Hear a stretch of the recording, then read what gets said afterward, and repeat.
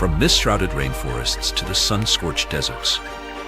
From towering mountains that pierce the clouds to endless plains that stretch beyond the horizon. Here, where sky and earth blur into a shimmering line, every contrast bursts to life, beauty and brutality side by side. Each day is a relentless battle for survival. This is no land for the timid, only the strong endure. The heat is merciless, the struggle eternal.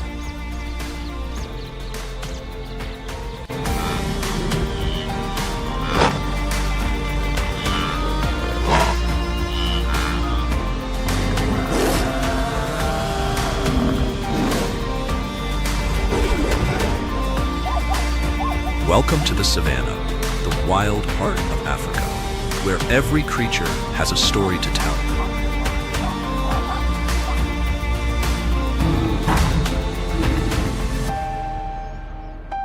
Savannah, a world of golden grassland shimmering beneath the fierce African sun. Covering nearly 1/5 of the Earth's continents, it stretches endlessly, where the horizon glows with heat and life. This is a land between two worlds, forests and grasslands. Here, trees grow sparse and scattered, never forming a full canopy.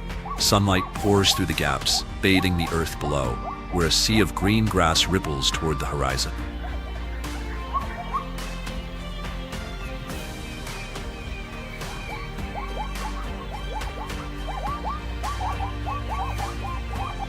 Africa's savannas are among the planet's oldest and most diverse ecosystems, ancient witnesses to the grand transformations of nature.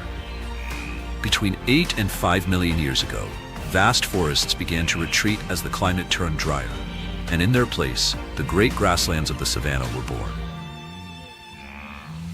But these lands are more than wild beauty. They are the cradle of humankind. Here, our story first began to unfold.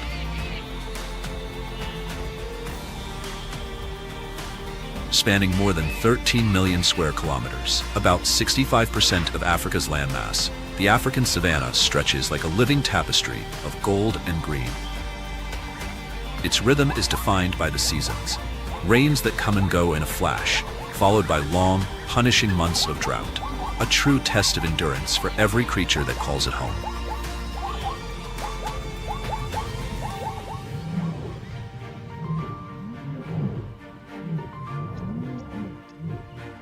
Within this vast ecosystem thrive over 8,000 species of plants, from tall grasses and thorny shrubs to open canopy woodlands. They sustain life, regulate the climate, and hold the delicate balance of the region together. Here roam more than 1,500 species of mammals, from immense herds of grazers to apex predators that rule the land. Each is a masterpiece of adaptation, shaped by millennia of survival.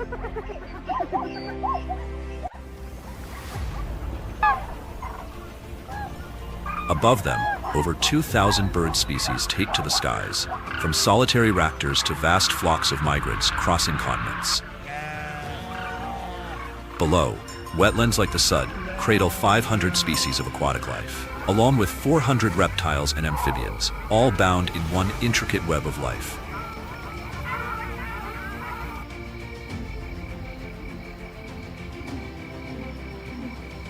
The tropical African savanna is the beating heart of the continent, vast, biodiverse, and alive with movement.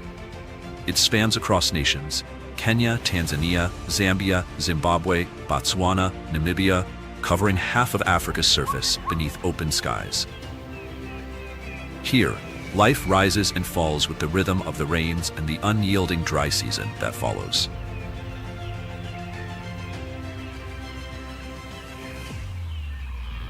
At its core lies one of Earth's greatest natural wonders, the Serengeti.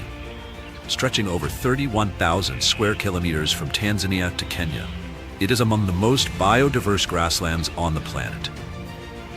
Home to 70 species of large mammals and more than 500 species of birds, the Serengeti bursts into color and motion, a living canvas of nature's brilliance. And then, the spectacle that defines it all, the Great Migration. Each year, from November to May, the rains awaken the land, turning the Serengeti into a paradise of lush grasses and abundance.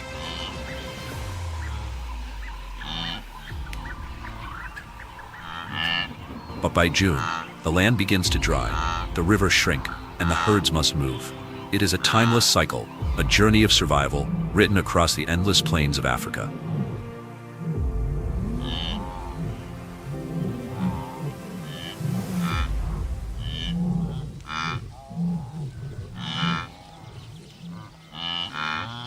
Around 1.5 million wildebeest, 250,000 zebras, and countless Thomson's gazelles begin an extraordinary journey, the greatest migration on Earth.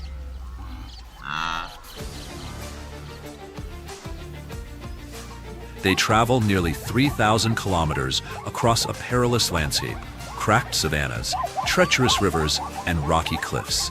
Every step forward is a battle against nature itself. Crocodiles wait beneath murky waters. Predators stalk the tall grass. It is a raw and breathtaking spectacle, where life and death hang by a thread.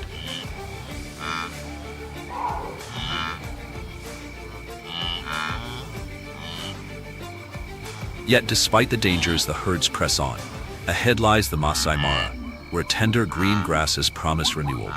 Their arrival rejuvenates the plains, as grazers restore the land and predators uphold nature's balance.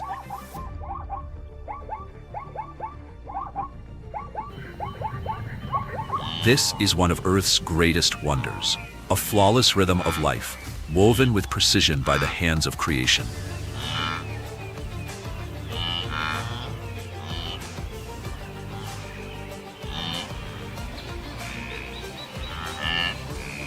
Within this eternal cycle, wildebeest, zebras, and gazelles sustain an entire kingdom of predators. They feed the 3,000 to 4,000 lions that rule the Serengeti Mara ecosystem. Each year, as many as 25,000 wildebeest and 6,000 zebras fall to lions, while exhaustion, disease, and drowning claim thousands more.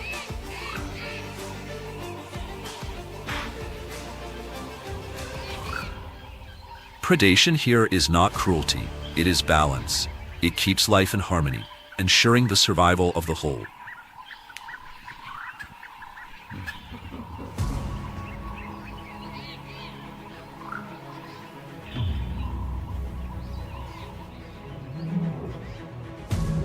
The lion, second in size only to the Siberian tiger, stands as Africa's most formidable predator.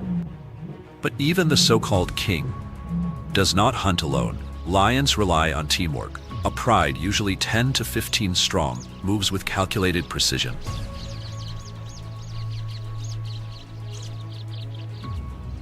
The lionesses lead the hunt, swift, intelligent, and strategic. They target the weak, the young, or the isolated. Working as one, they encircle their prey, block every escape, and bring it down with remarkable coordination. The males, their golden manes blazing under the sun, take on a different duty, protectors of the pride. Their thunderous roars can carry for 8 kilometers, warning rivals to stay away. They defend their territory against invading males and opportunistic hyenas. In a world of uncertainty, they embody strength, sacrifice, and order.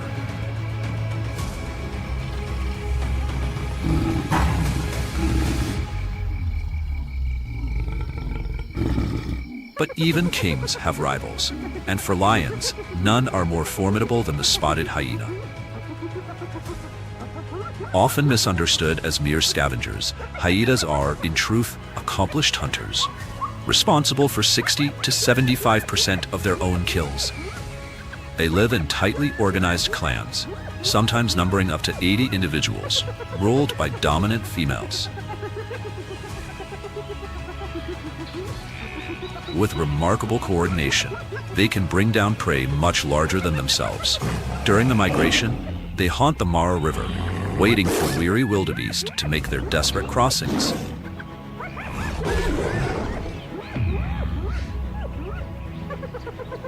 According to a 2024 report from Serengeti National Park, Hyenas and other predators claim about a quarter of the wildebeest that perish during the migration.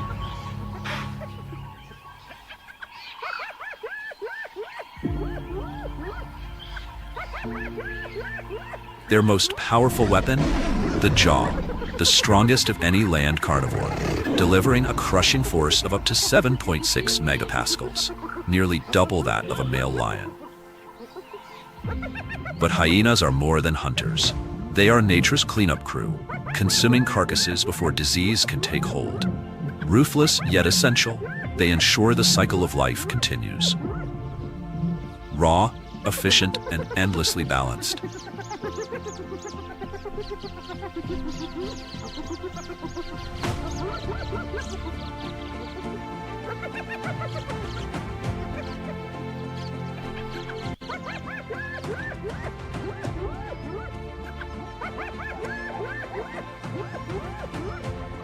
Across the endless grasslands of the Serengeti, a golden flash cuts through the air, the cheetah. On this natural stage, speed becomes poetry in motion. Reaching up to 93 kilometers per hour, the cheetah reigns as the fastest land animal on Earth. Its power and grace merge into one breathtaking display of precision and instinct. This lightning speed fuels epic chases with its favorite prey, the Thompson's gazelle. Agile, alert, and abundant, they test the cheetah's limits with every pursuit. Unlike lions or hyenas, cheetahs hunt under the blazing sun, avoiding the competition of the night. Their sharp vision scans the open plains, locking onto a target in the distance. Then, with patience and perfect timing, the hunt begins, silent and calculated. Creeping low through the tall grasses, the cheetah closes in, every muscle coiled like a spring. When the moment comes, it explodes into motion, launching forward like a living arrow. Its slender frame, elastic spine, and long limbs generate blistering acceleration. The tail, acting like a rudder, keeps it balanced through sharp, twisting turns over the uneven savanna.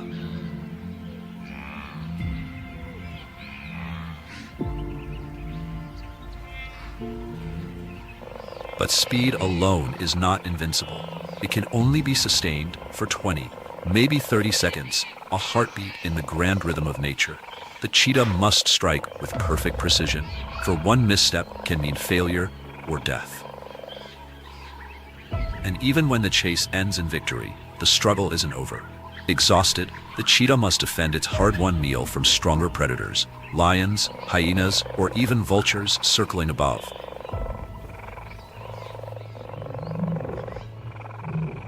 Today, fewer than 200 cheetahs remain in the Serengeti, according to the International Union for Conservation of Nature. Their race is not only against prey, but against extinction itself. Unlike most hunters that move in twilight, cheetahs embrace the glare of day when the plains belong to them alone.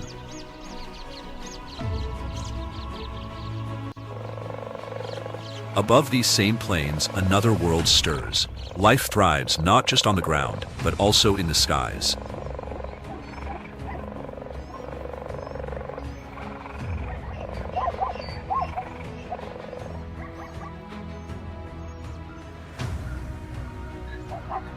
Over 500 bird species soar across the Serengeti, each one playing a unique role in the tapestry of this vast ecosystem.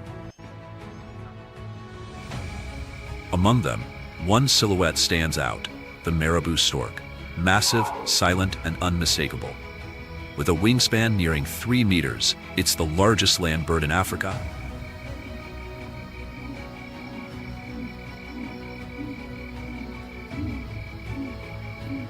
Locals call it the Undertaker bird, a fitting name for a creature cloaked in black feathers with pale legs and a stooped frame. But its role is far from grim, it's nature's sanitation crew.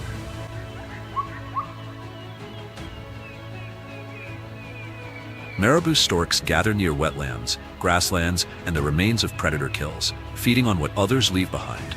With powerful beaks, they strip carcasses clean, preventing disease and keeping the ecosystem healthy.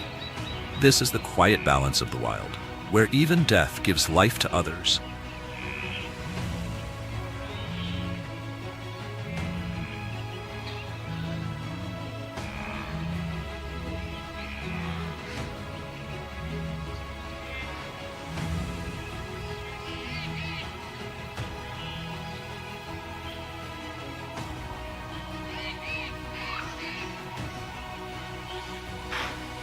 The Serengeti is but one chapter in the greater story of the tropical savanna. Within this vast landscape lies another marvel, the central Zambezian Miombo woodlands. Stretching across Zambia, Zimbabwe, Angola, and Mozambique, it forms one of the most expansive and diverse ecosystems in southern Africa.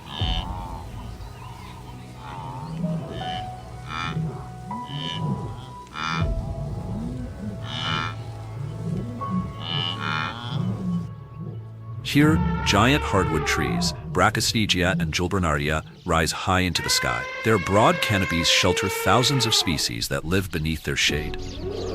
These towering sentinels capture carbon, nurture life, and regulate the climate, the beating heart of a balanced ecosystem. Beneath them, resilient grasses and shrubs endure long, scorching dry seasons and sudden, drenching rains. Every creature here, from the smallest insect to the largest elephant, has evolved to survive. Together, they sustain the fragile harmony of the savanna, a timeless symphony of endurance, adaptation, and life.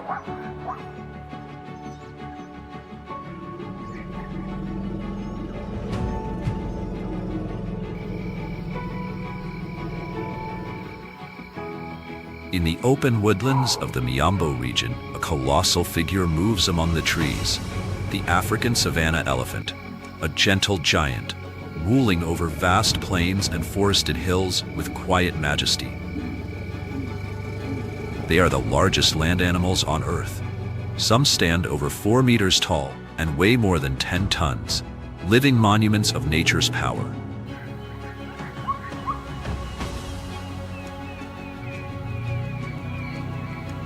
But beyond their sheer size, these elephants are the silent architects of the wilderness.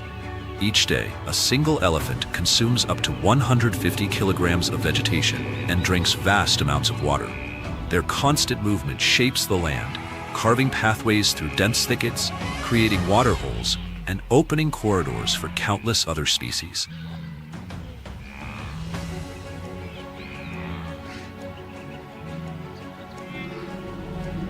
Their presence gives life to the savanna, yet even giants face peril. Since 2021, the African savanna elephant has been listed as endangered by the International Union for Conservation of Nature, victims of poaching and vanishing habitats. Still, there is hope. Conservation efforts across the Miombo region have begun to turn the tide. According to a 2023 WWF report, roughly 50,000 elephants now roam the wilds of Zambia and Zimbabwe, a glimmer of renewal for these mighty grazers of the grasslands.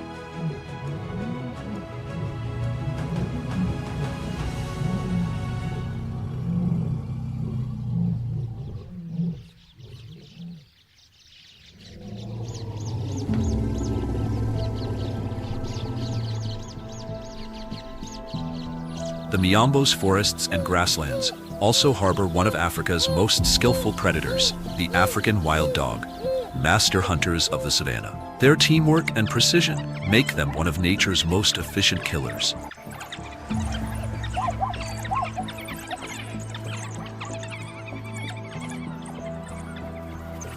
With a hunting success rate of up to 80%, they outmatch even lions and hyenas. For them, every hunt is not merely a chase. It's a flawless display of coordination and intelligence.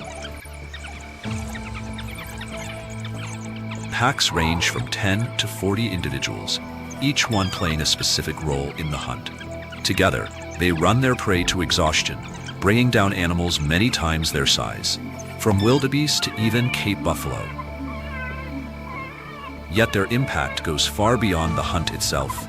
By controlling herbivore numbers, wild dogs protect vegetation and help maintain the delicate balance of the savanna ecosystem.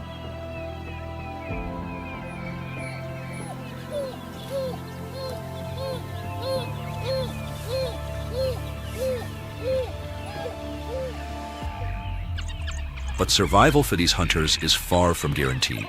Diseases spread from domestic animals, loss of genetic diversity, and human persecution have driven their numbers dangerously low. Today, only about 6,000 remain across Africa, with just 500 to 600 surviving in the Miombo region, according to the IUCN's 2023 report. Their future depends on one thing: the persistence of conservation.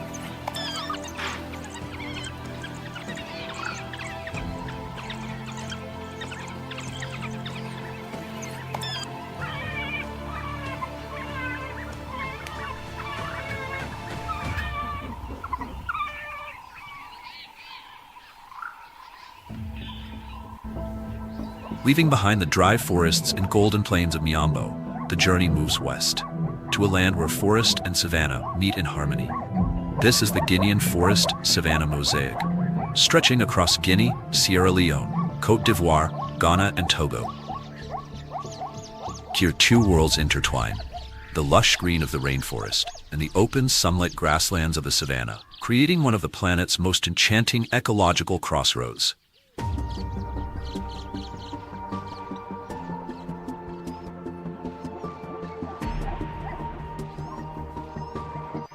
As the dry season grips the land, the roan antelope begins its arduous march for survival.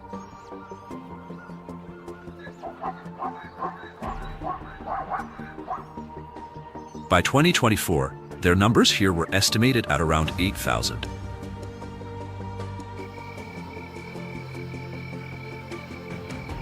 With pale brown coats and long, curved horns, they cut elegant silhouettes against the shimmering heat. Symbols of resilience, they wander through woodlands and grasslands, brown glints moving gracefully across the sun-scorched earth. The adaptability of this antelope is nothing short of remarkable. It feeds on a wide variety of grasses and shrubs, even those that most animals refuse to touch. This unique resilience allows it to endure the punishing dry season when the land splits open and even the grass seems to vanish.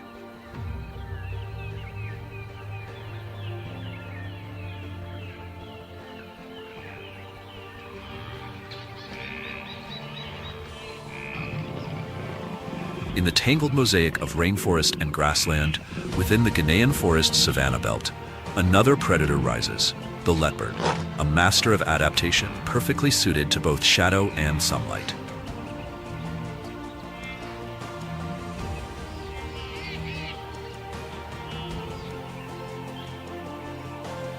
Here, it thrives between two worlds, the dense forest that conceals its movements and the open savanna that offers clear sightlines for the hunt. Thick foliage keeps it hidden, while the plains provide the perfect stage to stalk its prey.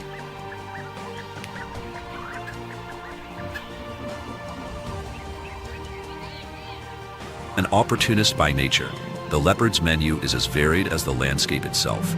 Antelopes, primates, and birds all fall within its reach. But it is under the cover of night that the leopard becomes truly unstoppable. Its eyes pierce the darkness, and its movements are soundless, a ghost of the wild, unseen until it's too late.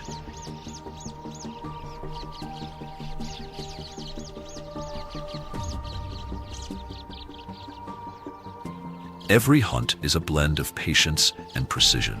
Hidden in tall grass or draped across a low-hanging branch, its spotted coat melts seamlessly into the background. It strikes at dusk or dawn, the moments between day and night when the world grows quiet and prey grows careless.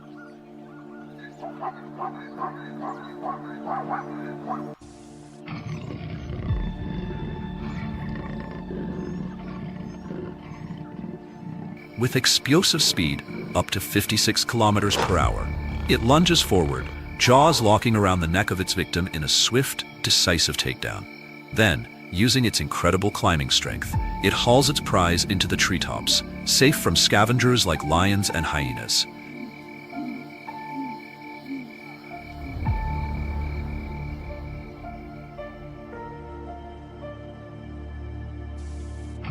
But even this master of stealth faces growing danger. According to a 2023 Panthera report, only about 2,500 leopards remain across the Guinean forest savanna mosaic. Deforestation and farmland expansion have stripped away their shelter, forcing them into open terrain where they are far more exposed to hunters and to conflict with humans.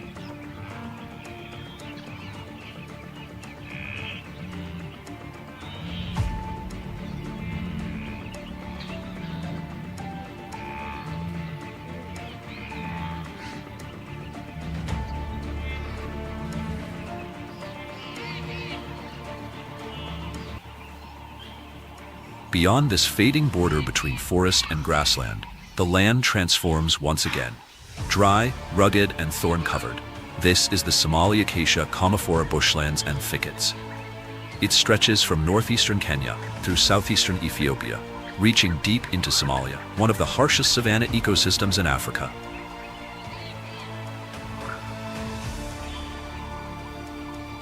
Cracked earth, low, thorny vegetation, a palette of dust and resilience. Here, survival demands more than strength, it demands adaptation.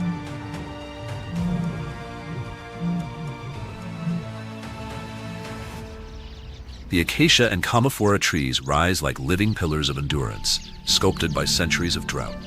Their shade and bark sustain countless creatures, forming the backbone of an ecosystem that refuses to break.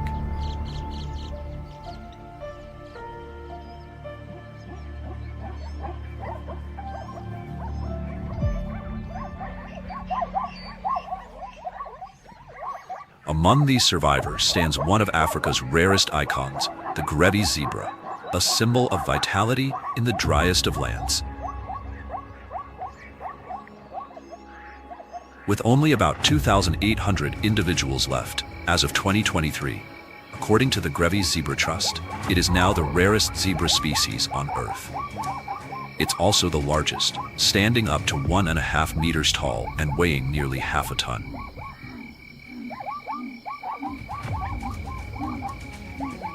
Its sleek black and white stripes are narrower than those of its relatives, and its large rounded ears are finely tuned for the heat, improving hearing while helping to cool the body in the relentless sun. Grevy's zebras have mastered the art of scarcity. They can survive for days without drinking, drawing moisture from dry grasses and walking great distances to reach hidden waterholes. They travel in small, tight-knit groups, spreading wide across the savanna while maintaining their social bonds. Together, they help manage vegetation, shaping the land and aiding its recovery after the dry season's brutal grip. In a world of extremes, they are living proof that life, even under the harshest sun, finds a way.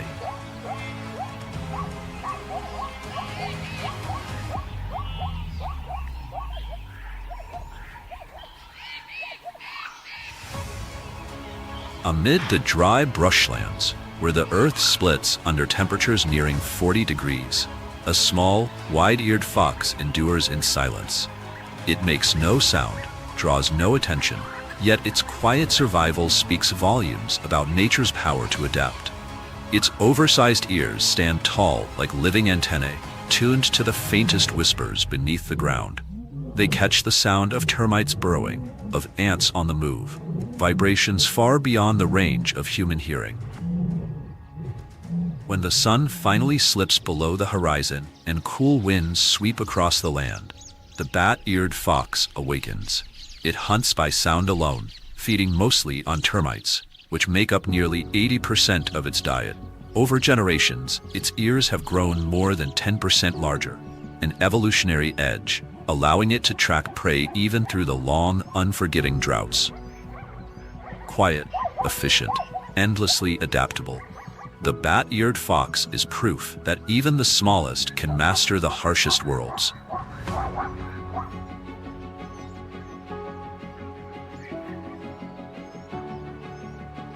In this same rugged landscape moves another nocturnal figure, the striped hyena, a silent wanderer of the night, built for endurance rather than speed.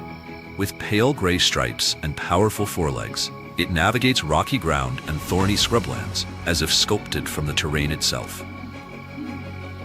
Though smaller than its spotted cousin, it loses none of its edge once darkness falls. It emerges after sunset and vanishes before dawn, a ghostly scavenger whose presence holds the ecosystem in balance. When food grows scarce and water disappears, the struggle for survival turns fierce. Here, every drop matters. Every scrap counts.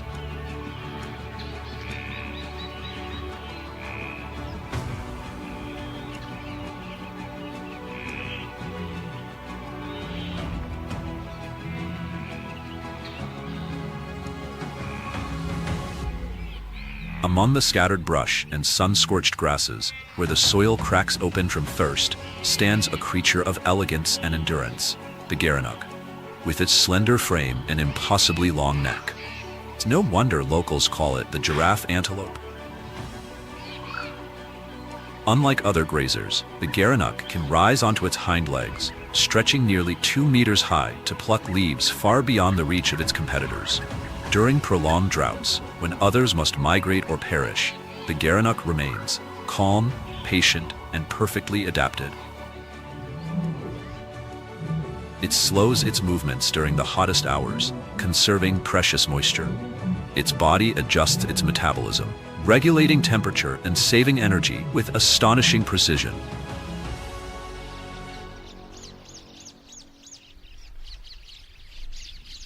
The gerenuk doesn't just survive here, it thrives where others fade away.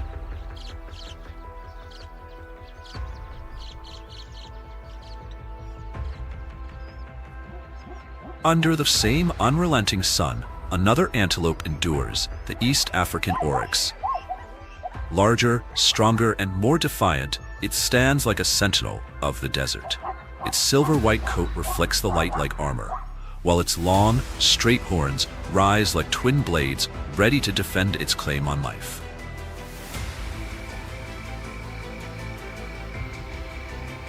When night falls and the air cools, the oryx begins its search for sustenance. It feeds mostly after dark, minimizing water loss through breath and sweat. During the dry season, when grasses crumble to dust, it turns to the hardy leaves of drought-resistant shrubs. Its powerful digestive system draws nourishment from even the toughest plants, extracting life from what seems lifeless. The oryx can survive for weeks, even months, without a single sip of water. According to a 2023 report by the United Nations Environment Program, this remarkable species can even draw moisture from dry leaves, proof that in this parched land, survival belongs to those who waste nothing.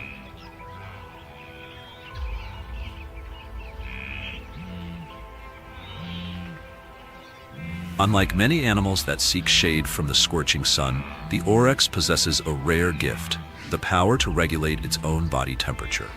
It can endure internal heat reaching up to 47 degrees Celsius, conserving precious water, a vital advantage in one of the planet's most unforgiving landscapes.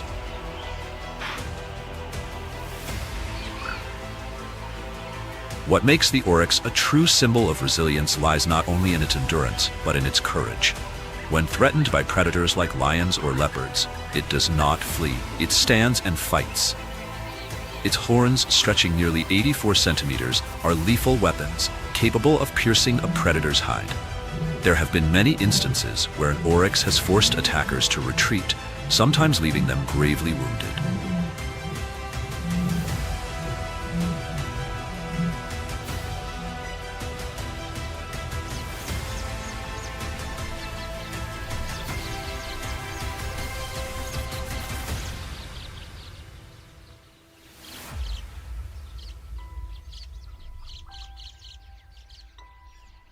The Somali Comoro region is not only a sanctuary for hoofed mammals, it's also a stronghold for some of the largest birds on Earth. Among them, two iconic residents stand tall, the common ostrich and the Somali ostrich, shaping the rhythm of life across this sun-baked savanna.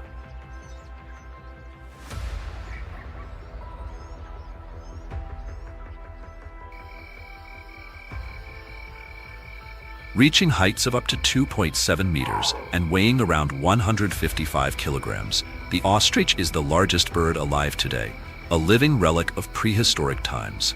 Its ability to endure the blistering heat is nothing short of extraordinary. By regulating its body temperature, it thrives even in conditions soaring above 45 degrees Celsius. Its lightweight feathers arranged perfectly to release heat like natural armor.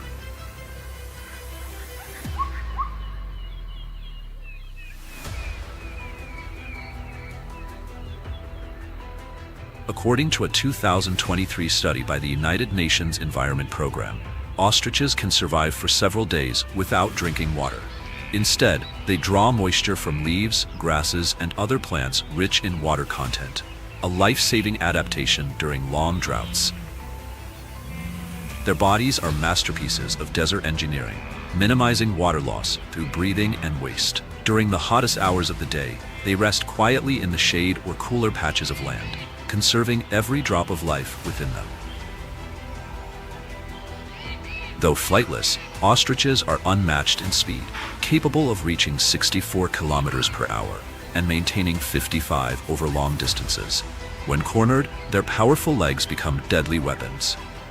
A single kick can shatter bones or fend off predators, even lions or cheetahs. Strength and speed combined make the ostrich anything but easy prey.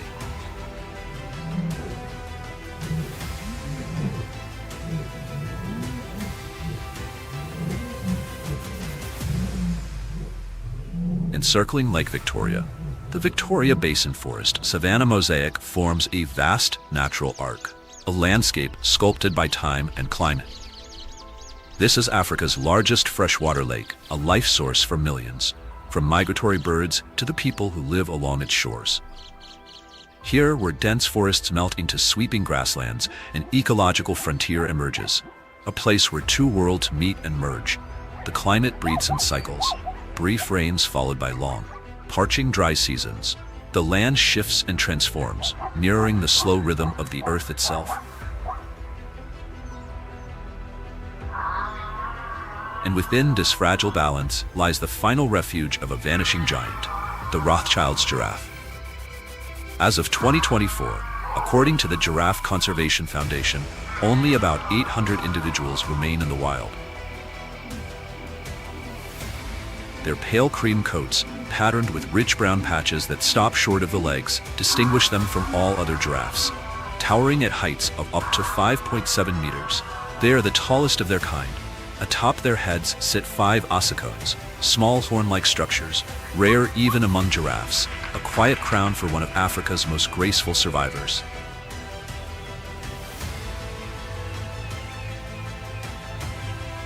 More than just a towering figure on the grasslands, the Rothschild's giraffe is the silent gardener of the savanna.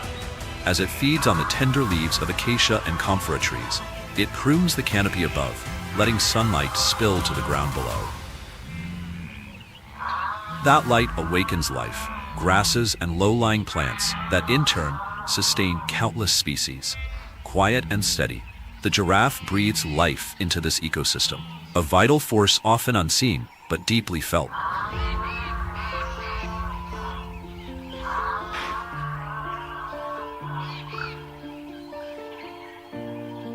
Its worth extends beyond ecology. It's a bridge between people and the wild.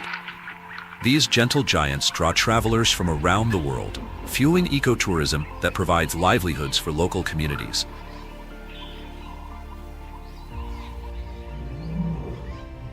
According to the Worldwide Fund for Nature, giraffe viewing safaris have become a driving force for conservation itself.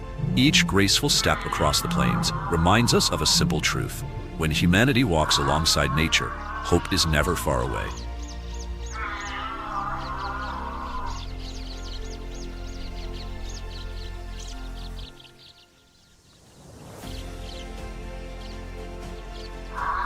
Across the vast savannas of the Victoria Basin, the topi moves like a warrior born of the grasslands. Its reddish-brown coat, streaked with dark patches along its legs and face, blends seamlessly into the dusty earth, a master of camouflage.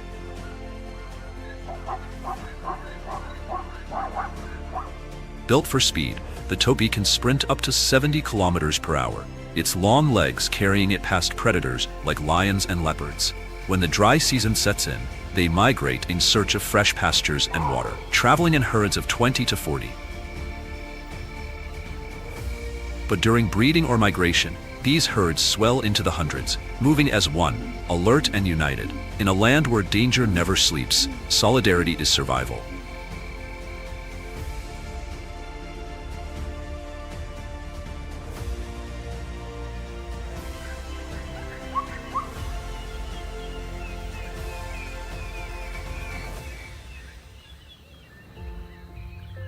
Leaving behind the tropical savanna, where sunlight blazes and sudden rains dictate life's rhythm, we step into a new realm, the temperate savanna.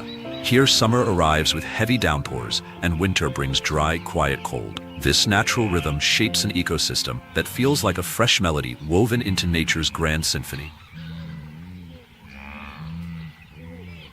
Stretching across southern Africa, from Kruger to Pilanesberg and Kalahari, this landscape of tall grasses and resilient shrubs endures fire, drought, and time itself. The temperate savanna is both a trial and a stage, where every creature is a testament to endurance, resilience, and the power of renewal.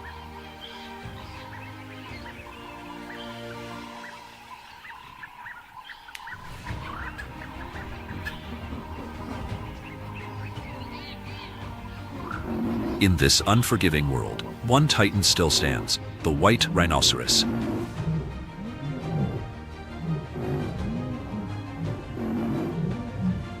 A symbol of strength and survival, it is the largest of all rhino species, reaching 4 meters in length and weighing up to 2.5 tons. Second only to the elephant, it is one of Earth's greatest land giants. Its defining feature, a pair of thick, curved horns made of keratin, the same substance found in human hair and nails, has become both its weapon and its curse. A male's front horn can reach 1.6 meters in length, weighing nearly 4 kilograms, but that beauty has made it a prime target for poachers.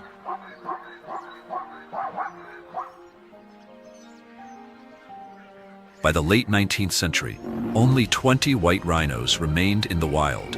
Yet through more than a century of tireless conservation, their population has rebounded to nearly 18,000 by 2023. It stands today as one of the most extraordinary comeback stories in modern conservation, proof that even on the edge of extinction, life can find a way back.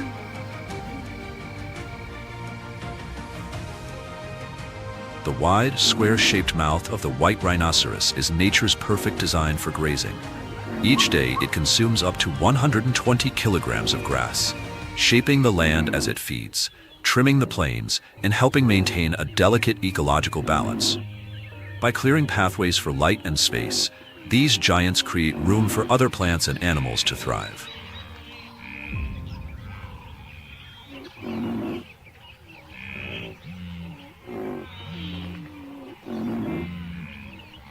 Most of the remaining white rhinos now roam within protected sanctuaries like Kruger and Kalahari, where humid summers and dry winters sculpt the rhythm of life.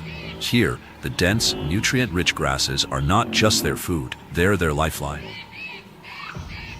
But the rhino's story is more than one of survival against nature. It's also a battle against humankind.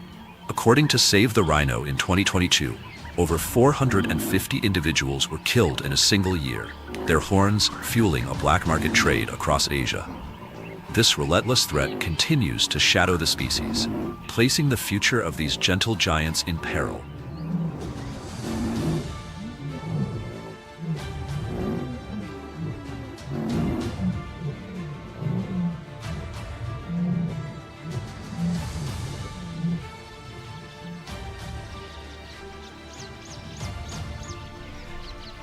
Across South Africa's sweeping grasslands, another symbol of the savanna endures, the plains zebra. An essential thread in nature's grand design, it plays a vital role in keeping these ecosystems alive and balanced. Its black and white stripes are a masterpiece of natural art, each pattern as unique as a fingerprint. In great herds, those stripes merge into a shimmering illusion, confusing predators and protecting the group. A single shake of a zebra's head can throw a lion off its mark.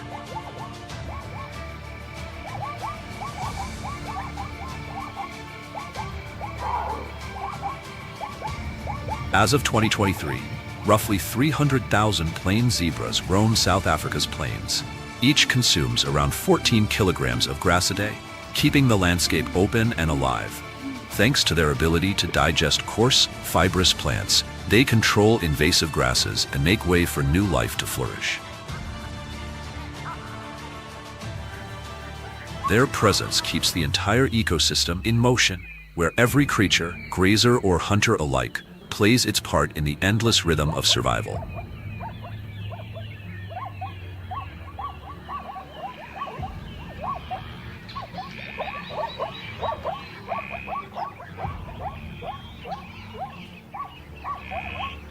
The blue wildebeest, famed for its epic migrations across East Africa, thrives just as strongly in the south. By 2023, nearly 1.2 million of them roamed South Africa's temperate savannas, a living testament to how well these lands sustain life.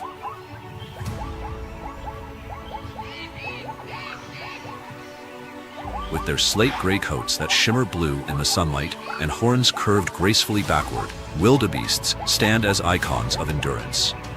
Weighing up to 270 kilograms and stretching 2.5 meters in length, they can reach speeds of 80 kilometers per hour, swift enough to outpace lions and hyenas. Each wildebeest consumes around 15 kilograms of grass per day, preventing overgrowth and keeping the plains refreshed with new shoots. Their grazing opens the way for others, zebras, kudus, and antelopes to feed, linking every life in the chain of renewal.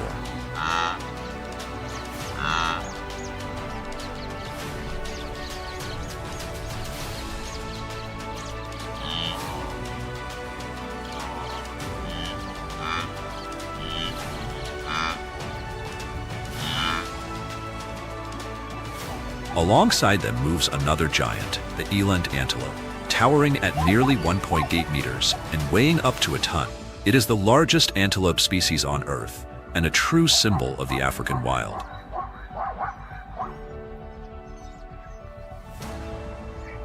Its tawny coat and long, spiraling horns, reaching over 60 centimeters, make it both majestic and unmistakable.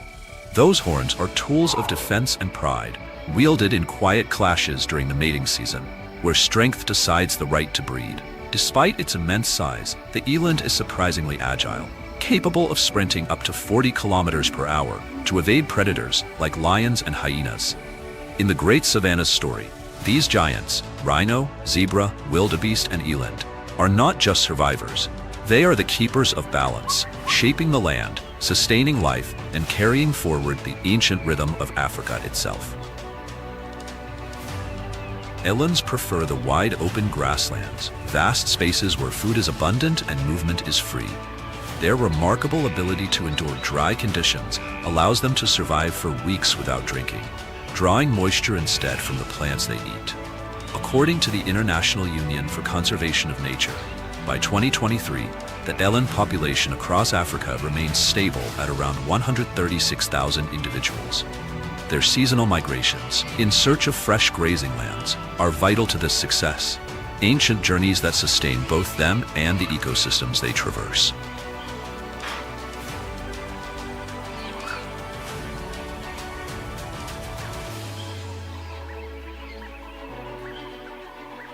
Leaving behind the dry grasslands of the temperate savanna, the journey now leads us into a world shaped by water, the flooded savanna. Here, the rains of the wet season do more than alter the land. They transform the very rules of survival. Grasslands and soil disappear beneath the rising floodwaters, giving way to shimmering marshes, temporary lakes, and endless plains that stretch to the horizon. In this ever-changing world, adaptation becomes a way of life, a constant dance between instinct and the shifting forces of nature.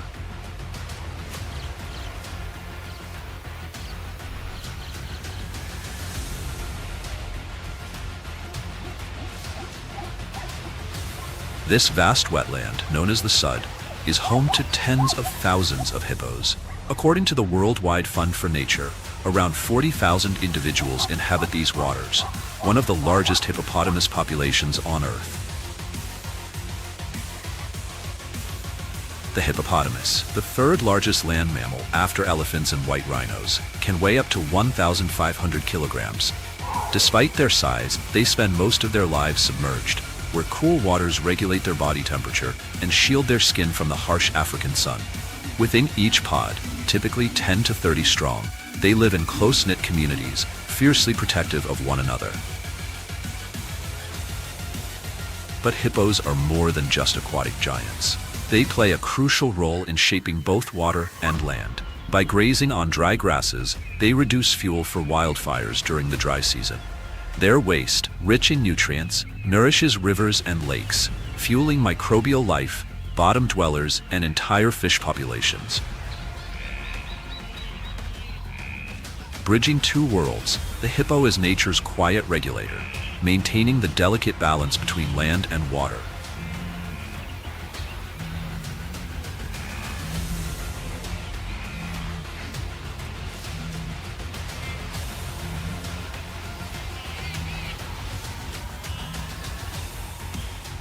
The sud is not only a sanctuary for mammals, it is also a refuge for hundreds of migratory bird species. Seasonal rains transform the region into a living mosaic, drawing travelers from across the continent. When the water rises, the sud becomes a vast nursery, a temporary stage where wings find new beginnings. According to BirdLife International, more than 400 bird species have been recorded here, including many now in global decline.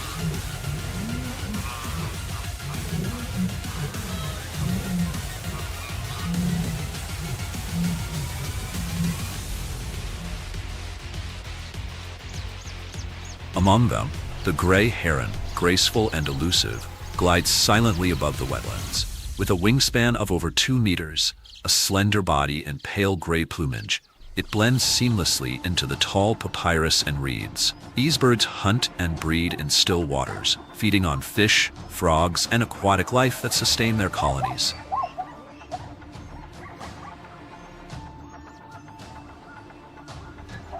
Another striking inhabitant is the African spoonbill. Found across marshes and shallow lakes, these birds thrive where water is abundant and food lies hidden beneath the soft mud. With snowy white feathers and a long, flat bill, the spoonbill hunts not by sight, but by touch.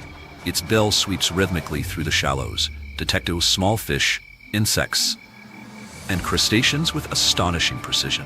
With wings spanning over a meter, they glide effortlessly across the wetlands, moving in graceful flocks that enhance their safety and feeding success. When the waters rise, it marks the start of their breeding season. Nests appear along riverbanks, built high in trees or shrubs, safe from predators and open to the cooling winds.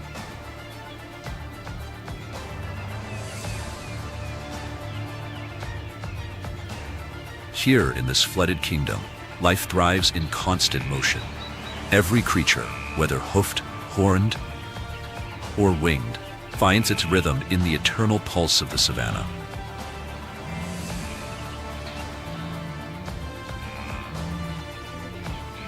Each rainy season, waters from upstream surge across the grasslands and thickets, breathing life back into an ecosystem poised for renewal. Papyrus, reeds, and water grasses rise in dense emerald clusters, carpeting the land in vibrant green. These aquatic plants are more than nourishment. They are shelter, protection, and foundation. They cradle fish, birds, amphibians, and grazing animals alike, while helping retain water, prevent erosion, and regulate the rhythm of the local climate all year round.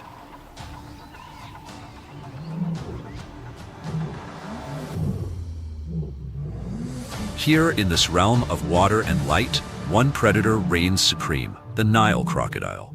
Stretching up to 5.5 meters in length and weighing as much as 750 kilograms. It is the second largest crocodile species in the world.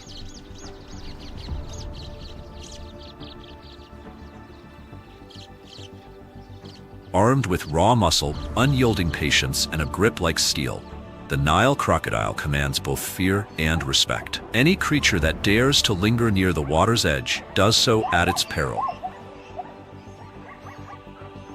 When the dry season arrives and waters recede, the crocodiles retreat into the shrinking marshes, conserving energy, waiting for the rains to return. Their thick, armored skin shields them from injury and reflects the blazing sun, nature's perfect armor. But when the Nile swells again, so does their domain. They patrol the flooded plains, hunting buffalo, antelope, and any animal drawn to drink from the water's edge. Yet these ancient reptiles are more than ruthless predators. They are guardians of balance. By taking the weak and the sick, they prevent disease and sustain the health of entire populations. In this world where life and death flow side by side, the Nile crocodile stands as both executioner and enforcer, a necessary force that upholds the order of nature.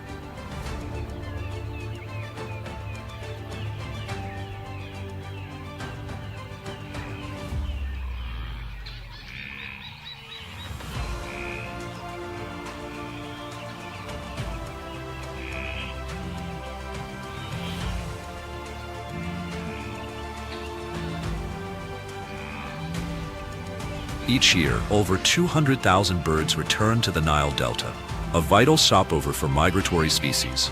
Among them, one bird stands out, the greater flamingo, the largest of its kind. Between 30,000 and 40,000 gather here every season, turning the wetlands into a sea of soft pink and white.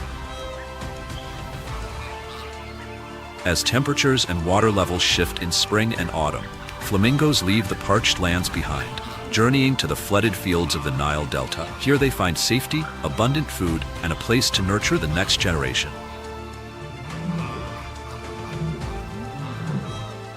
Standing over 1.3 meters tall, with a wingspan of nearly 1.7 meters, the greater flamingo moves with unmatched grace. Its long legs glide through the shallow mud, while its uniquely curved bill filters tiny shrimp and microorganisms from the water. The flamingo's rosy hue, a gentle pink, born from a diet rich in carotenoid pigments, begins as pale white and deepens with time, marking both maturity and health.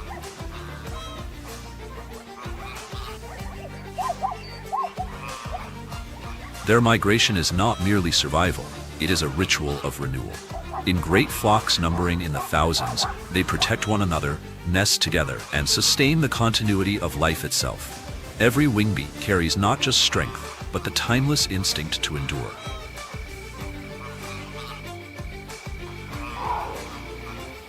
Once, Lake Chad was among the largest lakes on Earth. Today, its waters fluctuate between 3,500 and 3,900 square kilometers, depending on the season. Climate shifts and human use have shrunk it dramatically, yet its surrounding floodplains still pulse with life.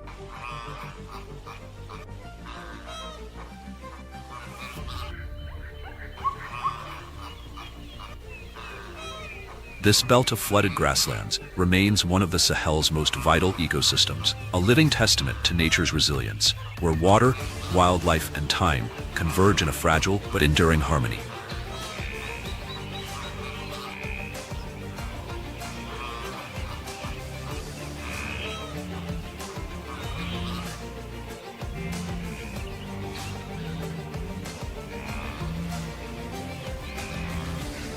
African wild buffalo roam freely across the flooded grasslands surrounding Lake Chad, a region where green pastures and clear waters merge throughout the year. This fertile landscape sustains vast herds, allowing them to flourish in one of Africa's richest ecosystems.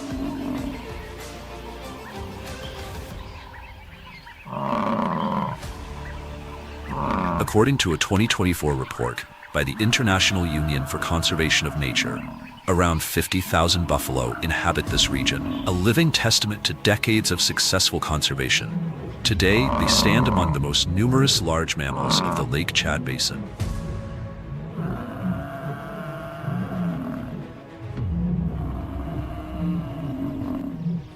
Weighing up to 680 kilograms and stretching nearly 3.5 meters in length, the African buffalo is a symbol of strength and resilience. Its massive curved horns are not just weapons of defense, they are emblems of dominance and unity within the herd.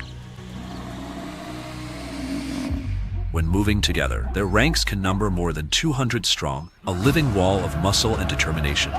This tightly woven social structure shields the herd from danger and reinforces the bonds that sustain them through long and perilous migrations. Yet even these giants must adapt to the rhythms of the land. As the dry season drains the wetlands, familiar feeding grounds vanish. The herds move on, driven by instinct in search of new grass and fresh water. Their ability to traverse different habitats ensures their survival in a world where conditions shift with every season.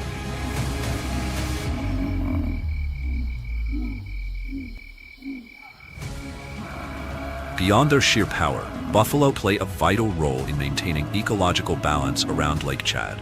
By grazing across wide areas, they prevent overgrowth and promote plant diversity, creating space for antelope, birds, and insects to thrive. Their movements also attract predators like lions, keeping the circle of life in motion.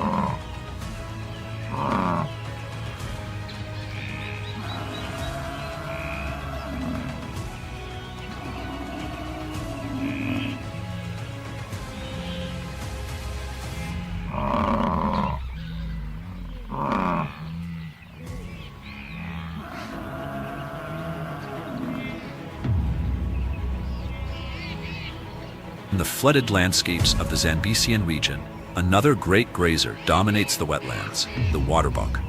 Weighing between 180 and 270 kilograms and standing over a meter tall, it ranks among the largest antelopes in southern Africa. Easily recognized by the white ring on its rump, the waterbuck's beauty lies not only in its form, but in its mastery of water. These strong swimmers make their home along rivers, lakes, and flooded grasslands, places that promise both safety and abundance. Dependent on moisture and lush vegetation, they avoid the dry plains, staying close to the lifeblood of their environment. When danger strikes, when lions or hyenas close in, the waterbuck plunges into the water. In that instant, the river becomes its shield. The wetlands transform into a fortress, protecting the herd from the predators that stalk the banks.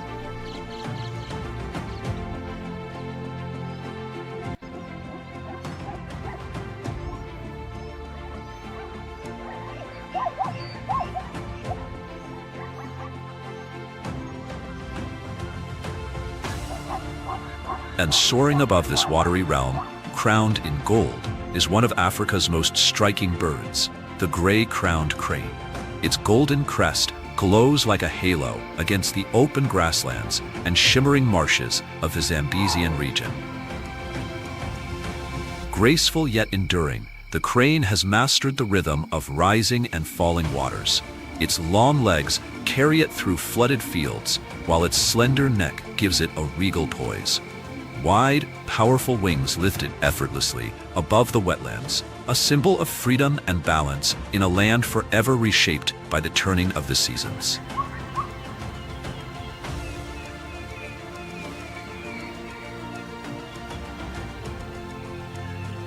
As the rains return, the Zambesian grasslands awaken to life once more. Fresh shoots of grass burst from the damp soil, and the ground comes alive with insects and small creatures. This is the moment the gray-crowned cranes have been waiting for. After months of migration, they return in graceful flocks, gathering to forage and build their nests among the tall, swaying grasses. The height of the reeds offers their eggs safety from lurking predators.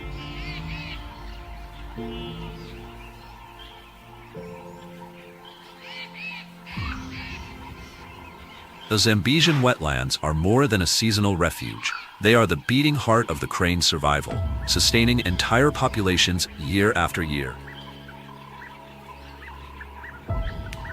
When flocks take to the sky, their wings slice through the air with power and grace, painting a living portrait of nature's endurance and beauty in the African wild.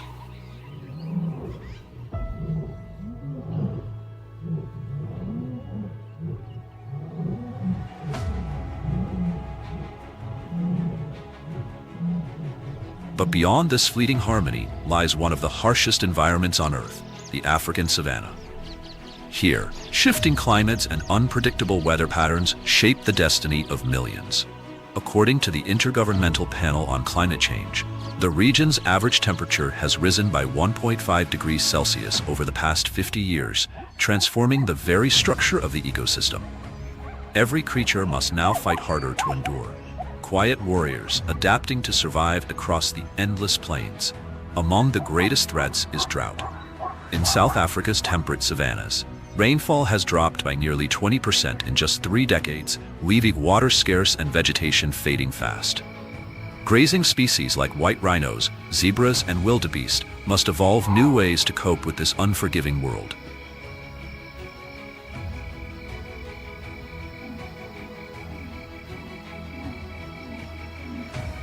Some, like white rhinos and certain antelope, have learned to draw moisture from fresh grasses, going days without a single drink.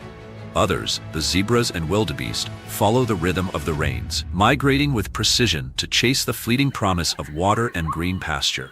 Each storm that sweeps across the land brings a brief reprieve, a surge of life in a place where survival depends on movement, memory, and instinct.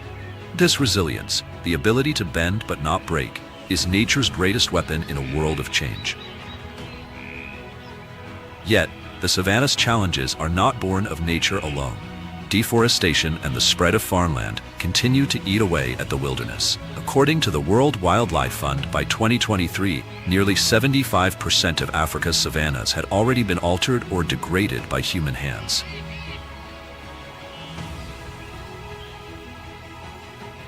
And then there is poaching, the shadow that refuses to fade.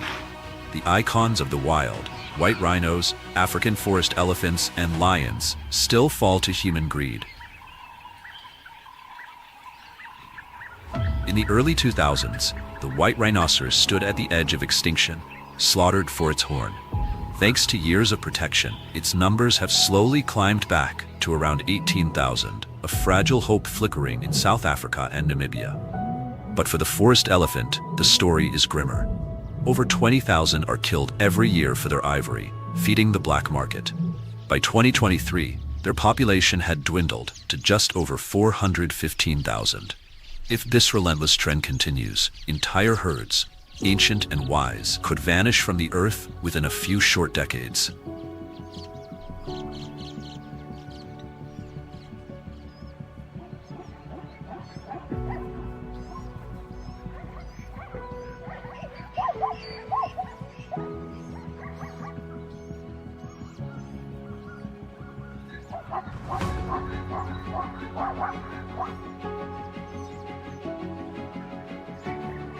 The African savanna, the wild heart of our planet. Here, life and loss move side by side, in rhythm with every breath of the natural world. But that ancient rhythm is faltering. Human hands are reshaping the land, and the distance between people and the wild grows ever wider. An ecological wound spreads across the plains, slow, deep, and silent.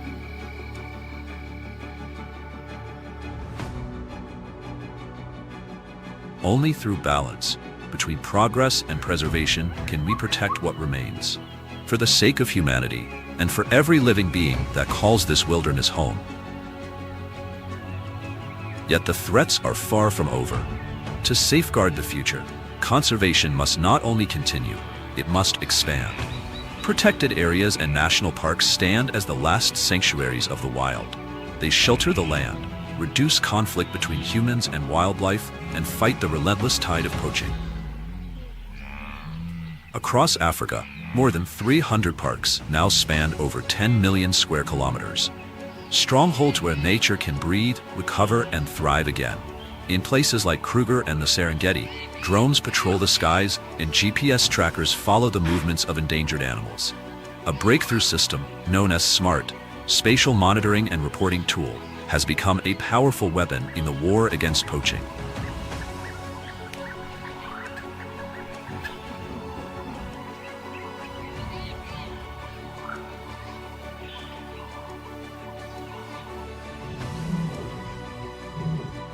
Among the many stories of recovery, one shines with hope: the African wild dog. Once nearly erased from the map, their numbers dwindled to just 6,000 in the early 2000s. But through tireless conservation, the tide is slowly turning. In 2023, over 20 wild dogs were rescued and reintroduced in Botswana and Namibia. In Zimbabwe, their population climbed from 400 to 600 in just a single year. By 2024, African parks had restored entire packs to lands where silence once reigned. A testament to what's possible when humanity chooses to protect, not destroy.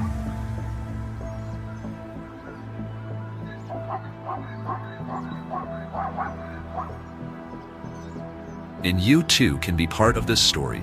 Support organizations like WWF and African Parks. Refuse ivory, skins, or any product born of cruelty. Plant trees, protect habitats. Help local communities live alongside wildlife, not against it. Small actions can ignite lasting change. If you've ever witnessed the raw beauty of Africa's wilderness, its survival dances, its moments of courage, share your story below. Your words could inspire others to care, to act, and to protect what remains. Don't forget to like, subscribe, and ring the bell. Join us for the next journey into the heart of Africa, because every story of survival deserves to be told.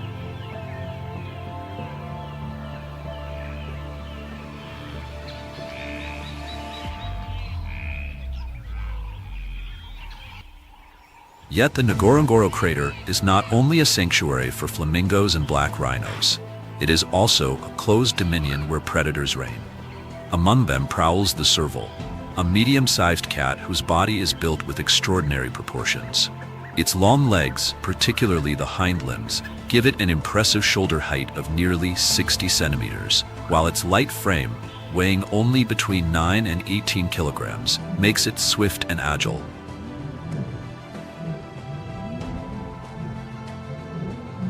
Its oversized ears, upright like twin satellite dishes, are tuned with exquisite precision, able to catch the faintest rustle in the tall grass or the slightest stirring beneath damp soil.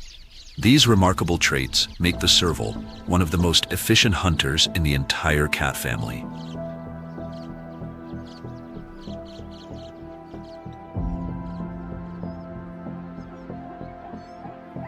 In the ever-whispering grasslands of Ngorongoro, this elusive cat has perfected its hunting craft. Moving silently through the cover of tall grasses, it freezes the moment prey is detected, often rodents, ground birds, or small snakes, its whole body attuned to the tiniest scratch beneath the earth. Then, in a sudden burst, its spring-like legs launch it into the air, cutting off escape with astonishing speed.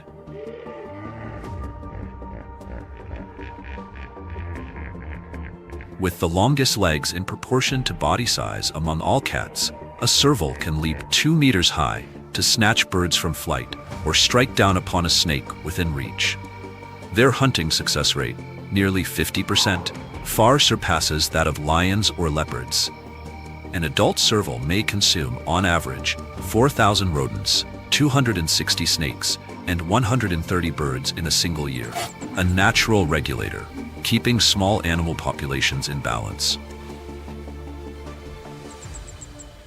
They are most active in the cool hours of dawn and dusk, when rodents and small birds emerge to forage. But for mothers raising young, the rhythm shifts. By hunting more in daylight, they reduce the risk of dangerous encounters with the dominant predators of the crater, lions among them.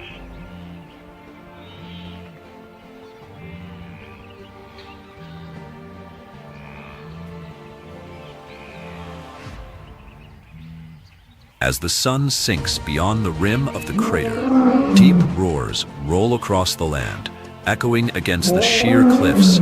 It is more than just the sound of territory.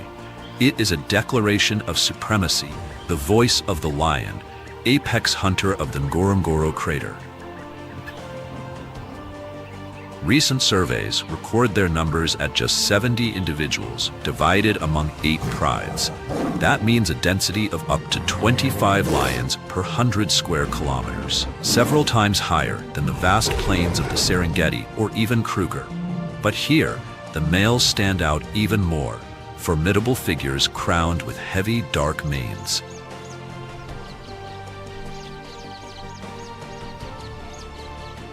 A lion's mane is shaped by genetics, hormones, and climate. Males with darker, sometimes jet-black manes carry higher levels of testosterone, enjoy greater reproductive success, and often live longer lives than their lighter-maned rivals. In Ngorongoro, more than 60% of adult males bear this dark crown. And in struggles for dominance, the black mane confers both a physical advantage and the favor of lionesses. But history has left its mark on this population. In 1962, an outbreak of biting flies nearly wiped the lions from the crater. Only a dozen survivors remained, and from this tiny remnant, the present population was rebuilt. The genetic bottleneck left them with far less diversity than neighboring Serengeti lions, and within the crater's limited territory, where prey is abundant and prides live close together, the pressure for dominance burns hotter than almost anywhere else.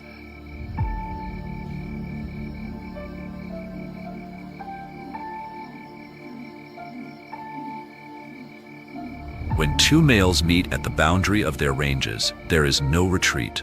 Their roars shake the air, announcing the clash to come. Thick, dark manes shield their throats, both a display of power and a defense against crushing bites. Then they collide, 180 kilograms of muscle slamming together, claws tearing the earth. White fangs flashing for the kill. The battle is not only for land, it is for bloodlines, for the right to hold the pride, for the very legacy of strength. In Ngorongoro, the victor claims territory and breeding rights. The defeated is cast out of the social order.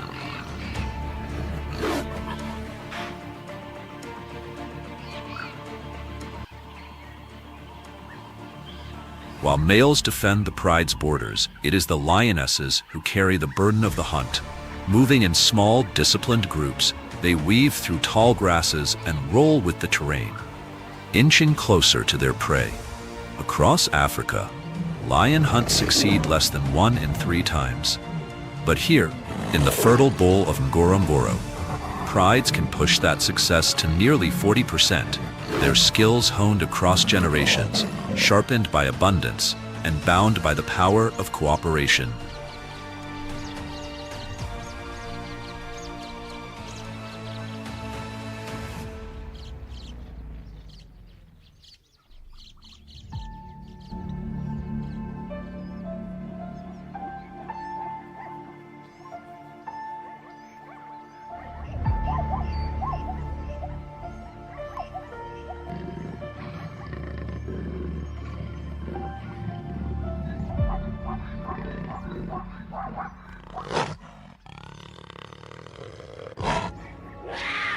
Among them is a shadow that slips between thickets and riverine forest, the leopard.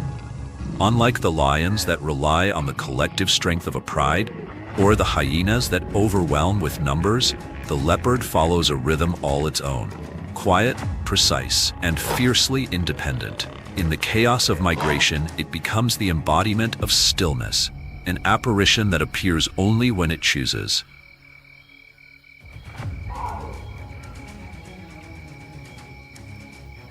A leopard is a marvel of evolutionary design. Weighing between 30 and 60 kilograms, it is powerful enough to drag a wildebeest calf more than its own weight high into the branches. Strong neck muscles and muscular forelimbs allow it to hoist its prize out of reach of scavengers, turning the treetops into private larders. Unlike predators that depend on the seasonal flood of prey, the leopard survives by adaptability. From rodents, birds, and fish to gazelles, impalas, even young zebras, almost anything can fall victim when timing is perfect.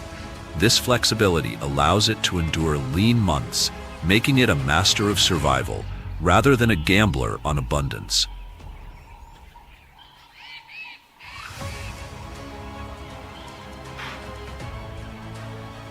Yet despite their resilience, leopards remain ghosts of the landscape. Rarely seen, they leave behind only a faint paw print in the damp earth, or a blood stain on the bark of an acacia. Around 50 individuals are thought to live in the reserve, with the greatest numbers hidden in the conservancies and forested riversides. Their true advantage lies not in brute strength or speed, but in patience. They do not rush into the torrent of migrating herds. Instead, they move along the edges, watching the weak, the young, the stragglers, waiting for the one mistake that will expose a victim.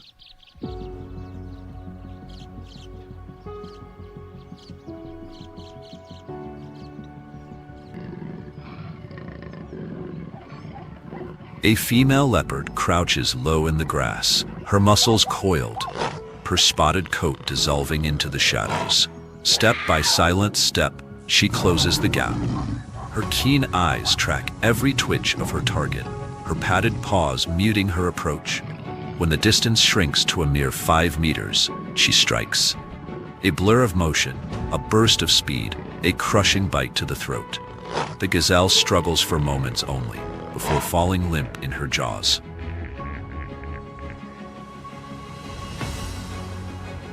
But the hunt does not end with the kill. To keep her prize safe, she drags the carcass into cover, away from prowling hyenas that would rob her in an instant. For the leopard, survival is not just in the chase, it is in the ability to vanish, to hold on to victory, and to live another day unseen.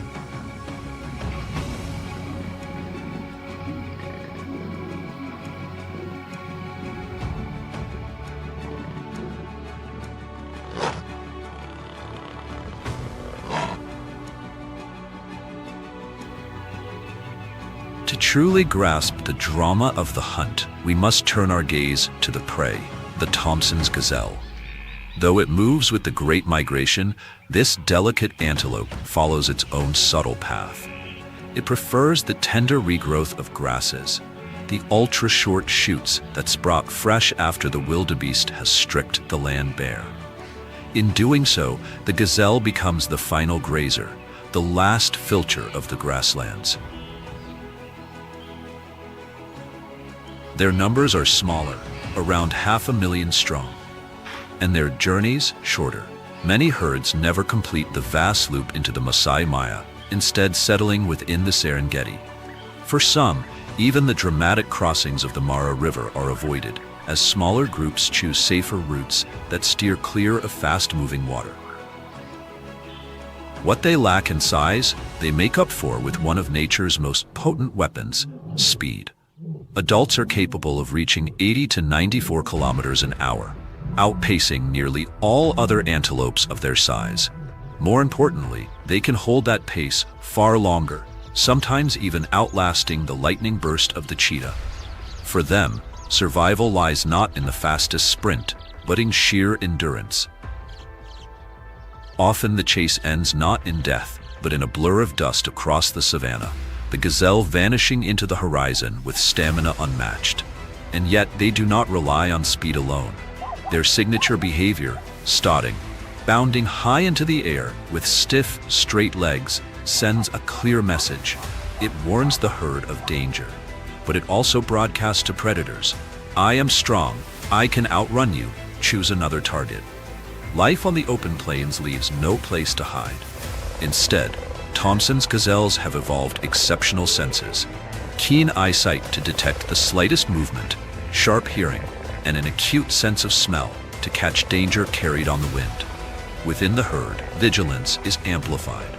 Alarm calls, flashes of white rumps, and visual signals, weaving together into a network of awareness that allows survival against overwhelming odds.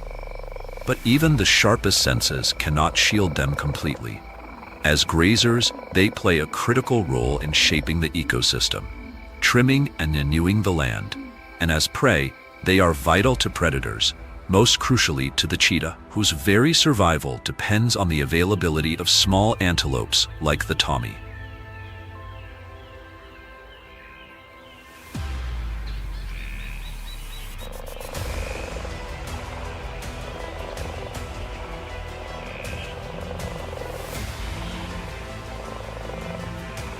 Under the burning sun of the Mara, the ground quakes with the thunder of wildebeest, a living tide racing across the plains. Yet within this chaos, another drama unfolds, quieter, faster, and infinitely more intense. The chase of the gazelle has begun.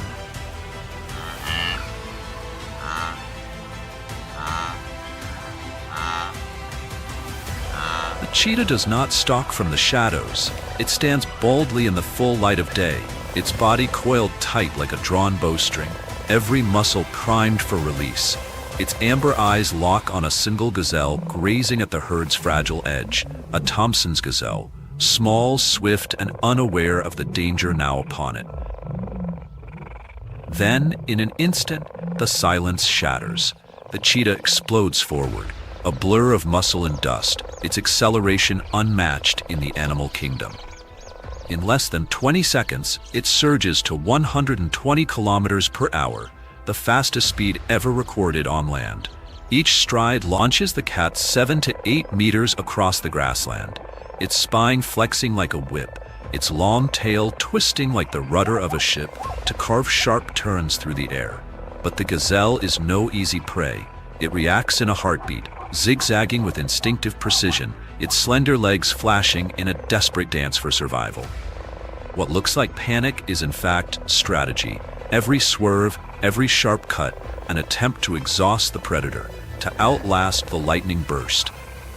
Second by second, the two blaze across the open plain. Nothing between them but speed, stamina, and raw instinct. The earth trembles beneath the chase.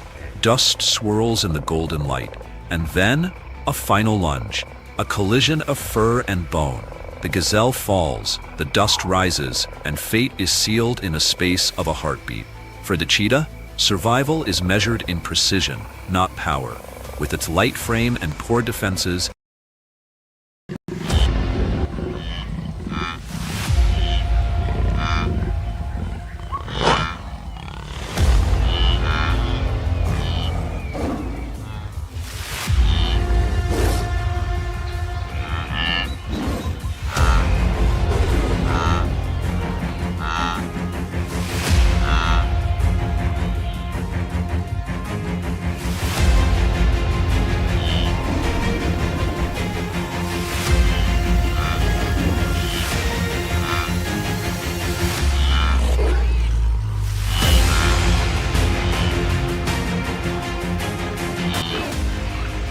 where herds of giants drift across the plains in endless lines, predators stalk silently in their wake.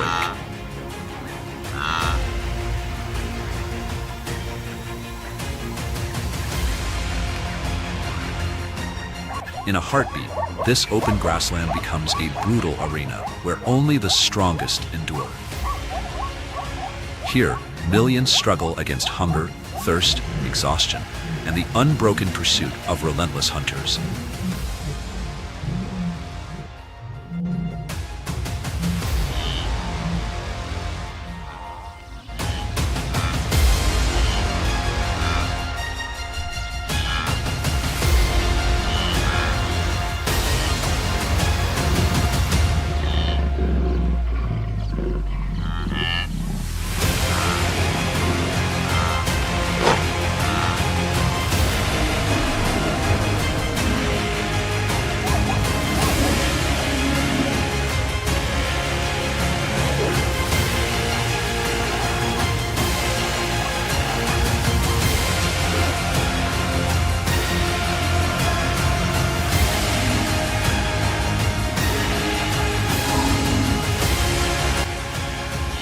Where are you watching from? Leave a comment and step with us into the world of Serengeti, where every breath is a battle for survival in the realm of predators.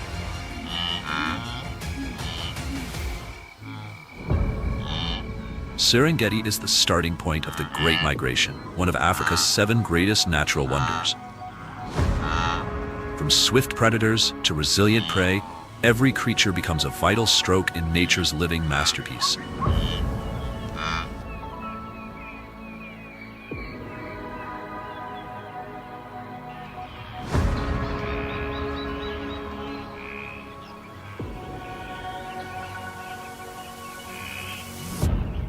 The thunder of hooves rolls across the plains, pushing prey and predators alike into an unending struggle for survival.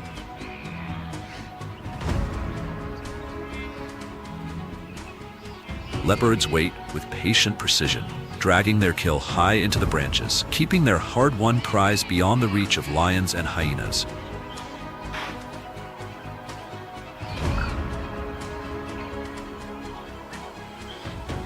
In another battlefield, cheetahs explode into motion, streaking across the grass like arrows released at the perfect moment.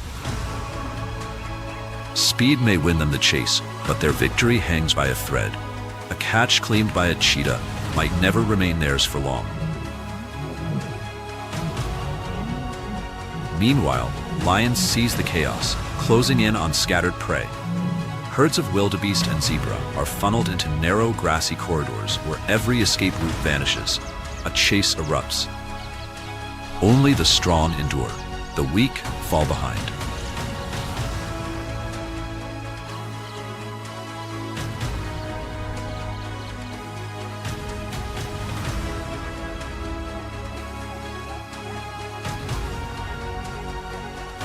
Beneath the waters of the Mara River, unmoving shadows wait. Nile crocodiles lie still, biding their time until the mass crossing unleashes a frenzy that feeds them for days.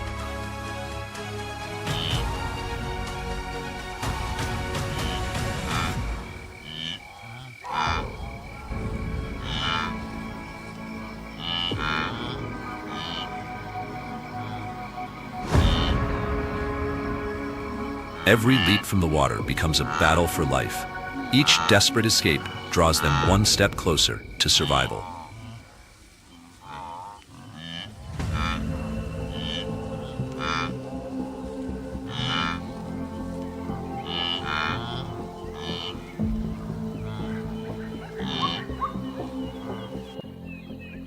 From November to May, the rains return and revive the entire ecosystem. With annual rainfall between 750 and 1,000 millimeters, the Serengeti woodlands rise like the moist lungs of the Savannah. But climate change disrupts this rhythm. Food grows scarce and unpredictable, forcing herbivores to journey farther in search of water and nourishment. As the dry season returns, daytime temperatures soar above 35 degrees Celsius, and water sources vanish. Giraffes turn to the high canopies of acacia and conifera trees, plucking leaves with tongues nearly 45 centimeters long.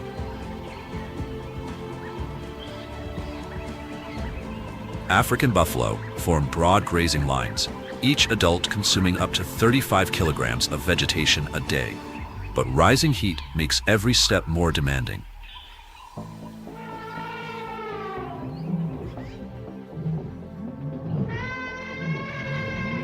With an average height of 3 to 4 meters and a weight approaching 6 tons, the African elephant stands as Earth's largest land animal and one of the most essential guardians of this ecosystem. Elephant herds shift their routes with the seasons, searching for food and water.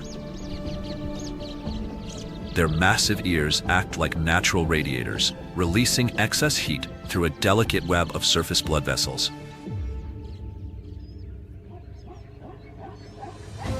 During harsh droughts, herds head toward the Gameti or Rufi rivers. With powerful trunks, they dig deep into the soil, creating temporary water holes that sustain countless other species. An adult elephant consumes up to 160 kilograms of food per day. As they browse shrubs and small trees, elephants open new grasslands and encourage the growth of low-lying vegetation.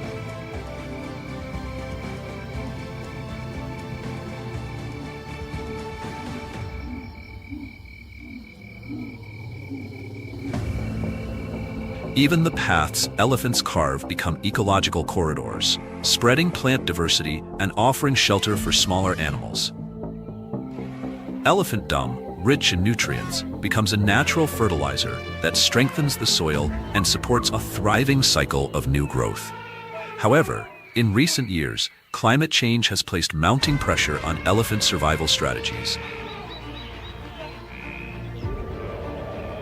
Droughts last longer.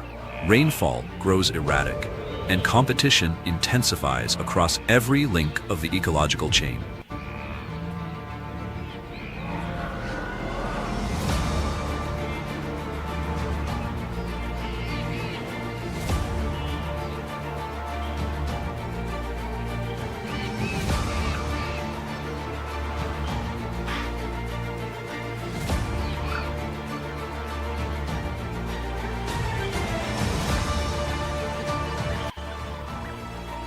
Meanwhile, African buffalo display highly effective strategies for adaptation and survival. In a world ruled by tooth and claw, adult individuals weighing 500 to 900 kilograms stand like armored giants, their sweeping horns merging into a solid shield across the forehead. This boss is more than bone. It is the battlefield helmet, built to withstand brutal clashes and fend off predators, giving these titans an impressive average survival rate of up to 89%. Even in territories crawling with hunters.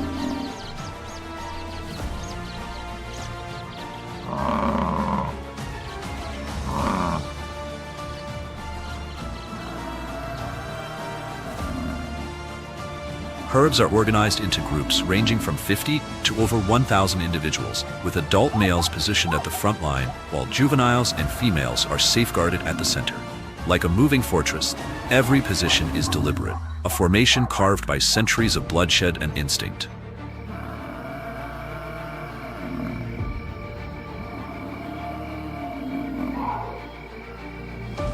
During the dry season, when daytime temperatures reach 35 to 38 degrees Celsius, buffalo herds seek shelter under large tree canopies to escape the heat and retain moisture. But as the blistering sun softens, the herd stirs, rising as one, a rumbling wave of muscle and determination, moving toward the open plains in search of precious grazing.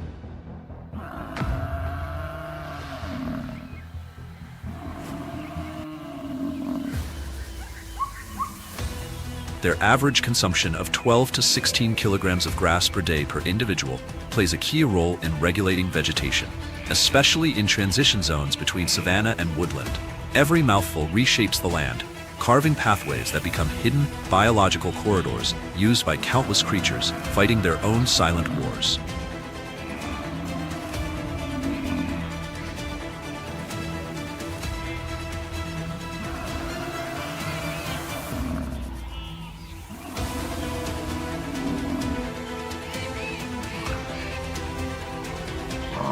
Adult buffalo are rarely brought down due to their size and collective defense tactics, but calves under 1 year of age remain prime targets for hyenas and lions. Under the cover of dusk, the hunters strike. And more than 60% of successful buffalo hunts unfold when shadows thicken and the herd's ironclad formation begins to thin. This interaction maintains natural selective pressure on both sides, helping stabilize herbivore population density and preventing predator numbers from exceeding ecological limits. It is nature's ruthless contract, balance paid for in blood.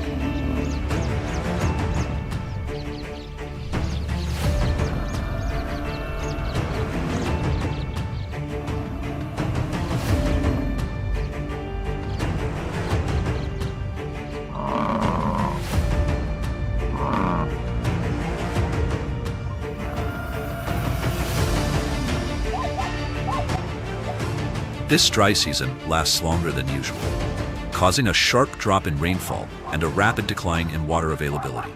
The land cracks, rivers shrink, and every creature feels the noose tighten. Marshlands during low water periods become strategic conflict zones where every creature is forced to gather at the same spots, creating a dense web of interactions between prey and predator. Here, hesitation means death, and survival belongs to those who dare to move first.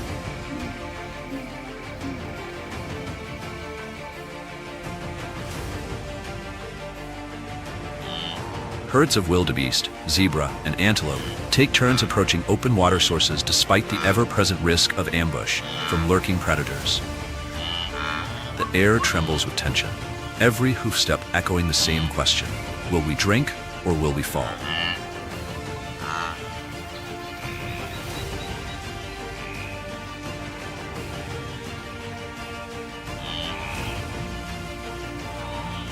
More than 62% of successful lion ambushes occur within 150 meters of dry season water sources.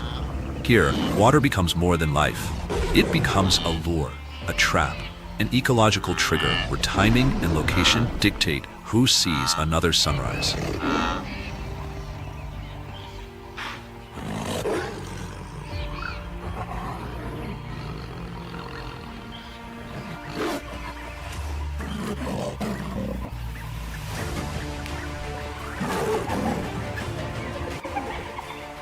Amid this wild landscape, the spotted hyena rises as a master of survival, leaving its mark on every heartbeat of the ecosystem.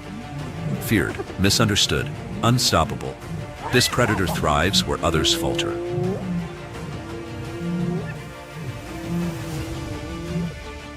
With an evolutionary history spanning over 22 million years, the spotted hyena has endured through many geological eras, thanks to its powerful jaws, cohesive clan-based society, and flexible hunting strategies.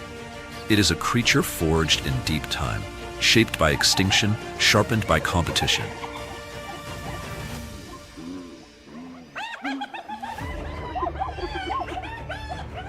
Each clan can include up to 80 individuals. Females hold dominant positions, organizing and directing the group in both hunting and territory defense.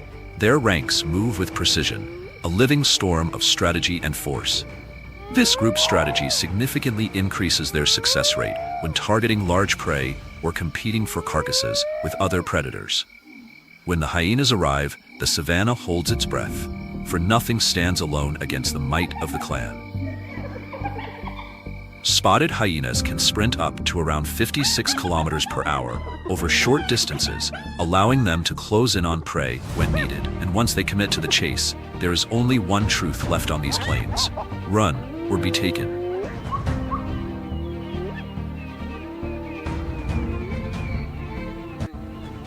They stay hidden in tall grasses, using soft light or creeping shadows to their advantage, waiting for prey to step into the open space they've already chosen. In this silent fear of death, patience is their deadliest weapon.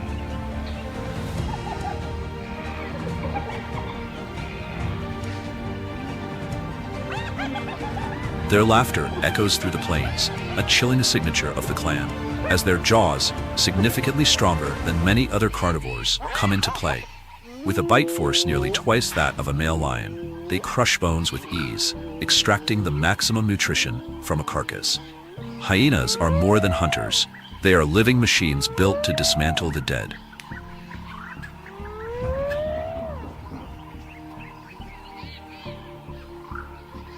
Beyond hunting, hyenas assert their place by seizing remains from other predators or making use of already dead animals. This dominance cements their role as the decomposition engineers of the ecosystem. Every part of a carcass is quickly consumed, and every bone-crushing bite contributes to the greater biological recycling cycle. Nothing is wasted, nothing is spared.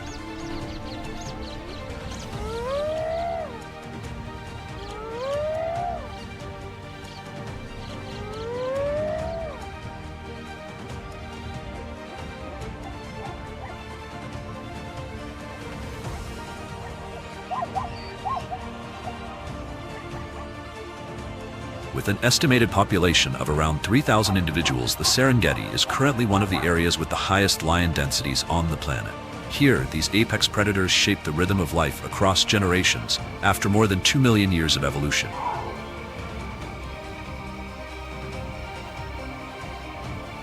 Adult East African lions are notably large in size. Males can weigh up to 230 kilograms and stretch between 2.4 to 3 meters in length. Their thick, iconic manes acting as a protective shield for the neck and head during combat. A living crown, earned in battle.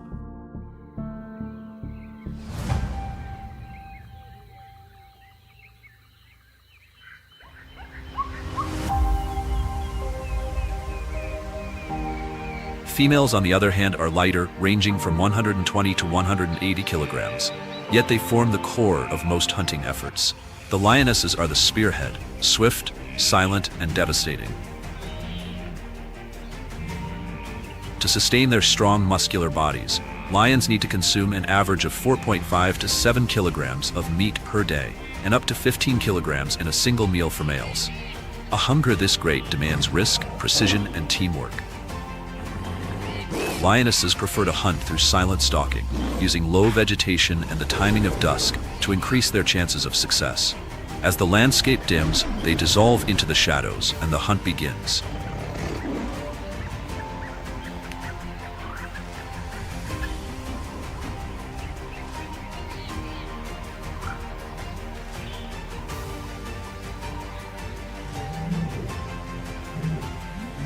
Woodlands with enough cover to conceal without blocking visibility provide ideal conditions for short ambushes and coordinated attacks.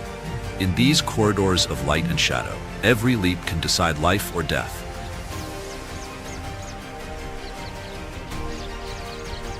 Speed is not a lion's advantage. Instead, powerful hind limbs, strong striking force, and deep biting jaws allow the pride to take down large prey like zebra, wildebeest, and even adult African buffalo. When lions commit to the kill, brute strength becomes their signature.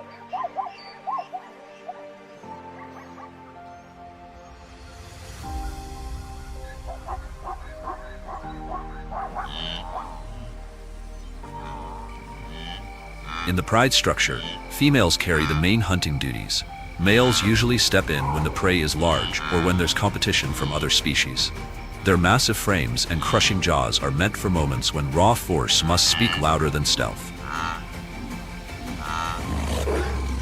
Their body structure, especially the strength in their jaws and forelimbs, enables them to face off against even heavily defended animals like African buffalo. It is power designed for war.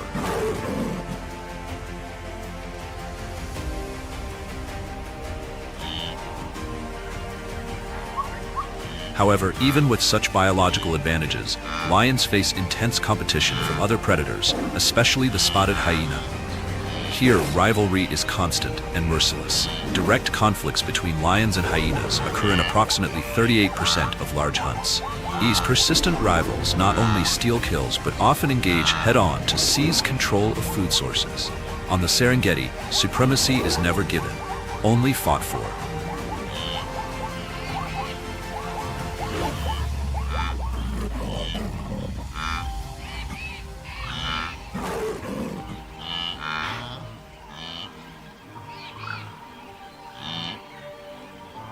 Today, the East African lion is listed as vulnerable by the International Union for Conservation of Nature due to increasing habitat loss and conflict with humans.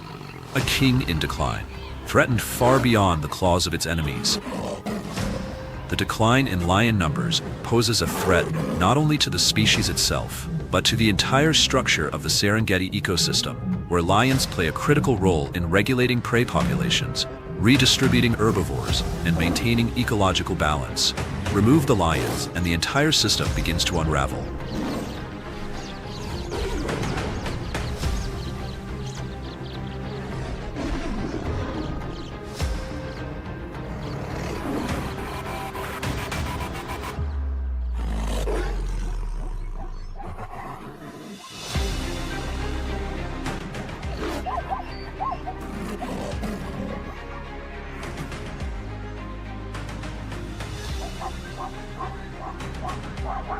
The Serengeti woodlands stretch across hundreds of square kilometers of savanna and open woodland where the East African cheetah showcases its peak hunting skills. In this vast arena, speed becomes a weapon sharpened by evolution.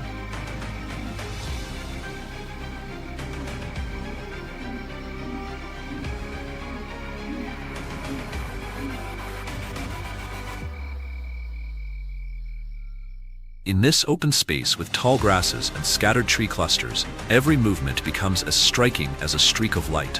One wrong step, and the world blurs into motion. Over more than 3 million years of evolution, the cheetah has developed a lean body, lightweight skeleton, flexible muscles, and long limbs, all finely tuned for speed and precision in every motion. It is the savanna's living arrow, built not for power, but for pure, breathtaking velocity.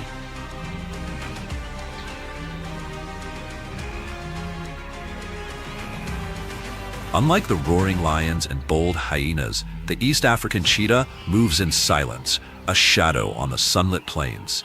It does not claim territory with thunderous roars, nor does it gather in prideful numbers. Males form tight-knit coalitions of 2 or 3, patrolling hunting grounds with precision, while solitary females raise their cubs alone, teaching every flick of the paw, every silent step, every instinct needed to survive.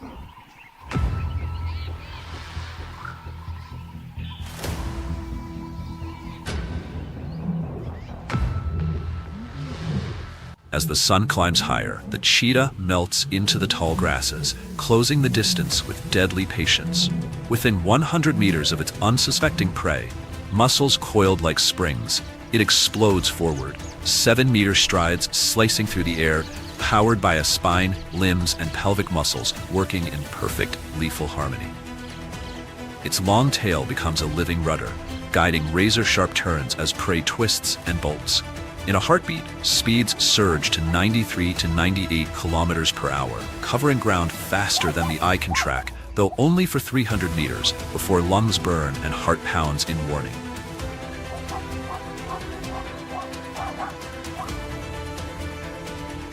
The hunt follows a ruthless, choreographed sequence. Target, stalk, accelerate, strike, and sink the teeth into the throat, ending the chase in minutes. Fail, and the cheetah abandons the pursuit instantly, conserving every ounce of energy under the blazing grassland sun.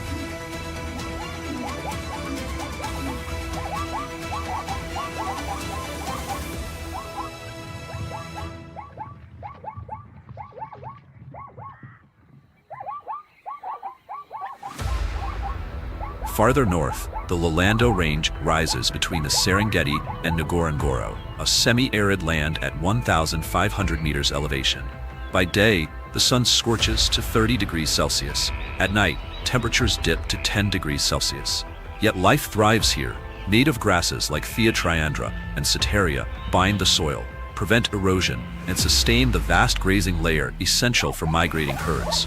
For wildebeest, zebra, and Thompson's gazelle, Lolando is a lifeline, a critical rest stop on their grueling journey.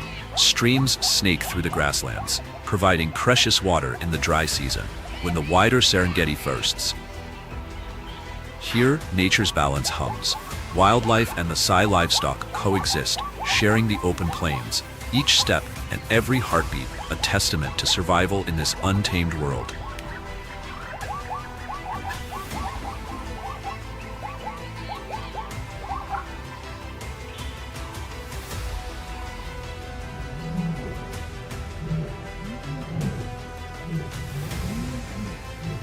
The wide open grasslands of the Lolando rangelands stretch endlessly, a stage of survival where every step is measured and every shadow could spell danger.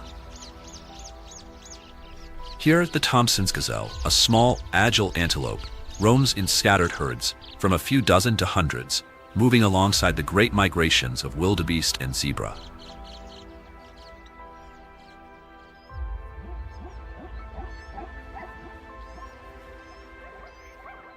In this open expanse, where the terrain is flat and visibility sharp, living in numbers is not just social, it is survival.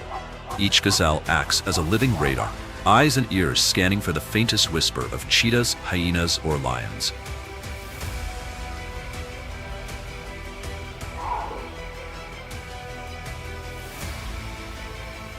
Their diet is simple but efficient, short grasses and a few high-fiber shrubs, perfectly designed to sustain life through the harsh dry season when water is a luxury. When the rains arrive, the grass bursts into lush green, and gazelles gorge, growing rapidly, shedding old coats, and fattening up for the long migrations ahead.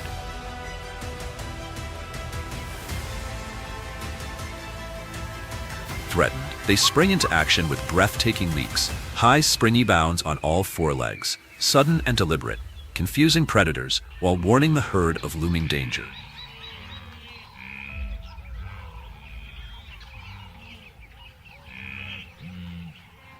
The Lolando grasslands also shelter the Grant's gazelle, slightly taller, stronger, and built for endurance. Standing just under a meter at the shoulder, weighing 45 to 75 kilograms, these antelopes are masters of survival. Small herds or complex social groups provide safety through cooperation, while their flexible bodies and long legs allow bursts of speed up to 80 kilometers per hour, escaping even the most determined predator. Males brandish long, curved horns, asserting dominance during breeding season, defending territory, and attracting mates.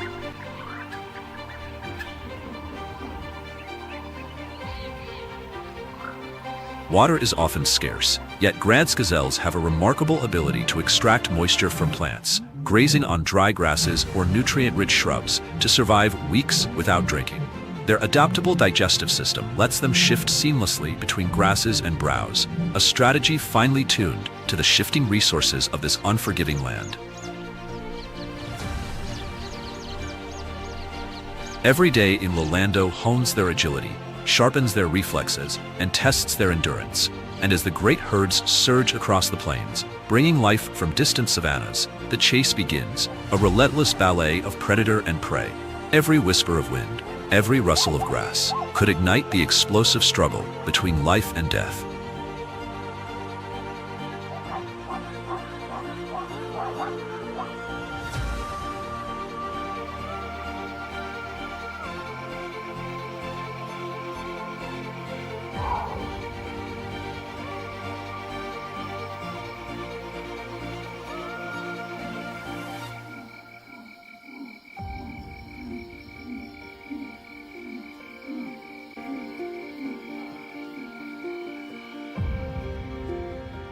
During the dry season, when every sip of water and every blade of grass is precious, predators face relentless pressure. With survival at stake, they fight for every meal across the vast, unforgiving plains of Lolando.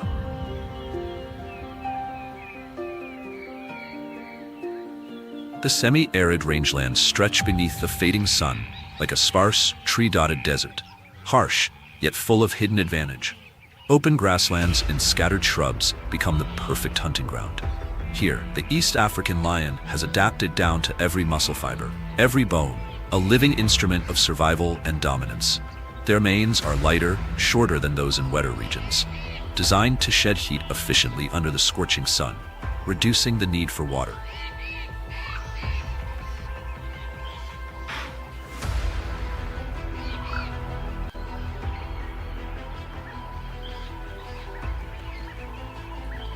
As prey thins and water vanishes, lion prides expand their territories, traveling farther than anywhere else.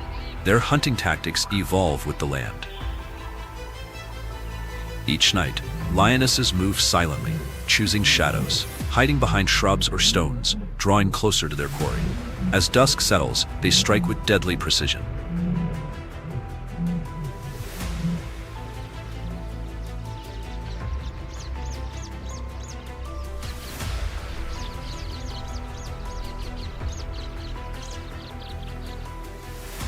A breeze carries the scent of buffalo horn and dry earth, a signal of a hunter moving in the dark. Success comes from coordination. Lionesses split herds, confuse the prey, and the male lions charge in, powerful and unyielding. Scarcity teaches a hard lesson. Drinking from the prey is faster than searching for water. Each kill sustains the pride, every meal a lifeline, until the hunt begins again.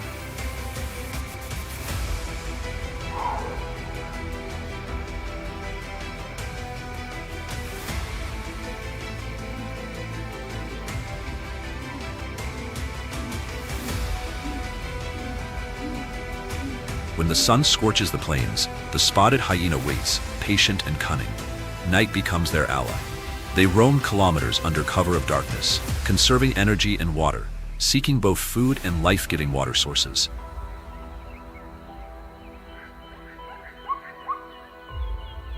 Hunting gazelle or zebra, they perform a masterful dance, speed, endurance, and cunning in perfect balance. In times of scarcity, clans unite, even stealing from lions, their fiercest rivals. Coordination and social strategy allow them to dominate, seizing and sustaining food when every drop of water is precious.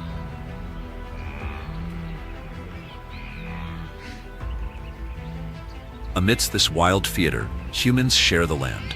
The Masai community tends cattle, sheep, and goats, scattered like living dots across the rangelands. They follow seasonal rhythms, moving herds to give grasslands a chance to recover, preserving soil and vegetation, the lifeblood of the ecosystem. Through ecotourism and tradition, they strive to protect ancestral lands while coexisting with the untamed wilderness around them. In Lolando, life persists on the knife edge of survival, where every creature, from lion to hyena, from gazelle to human, must adapt, endure, and thrive under the harsh African sun.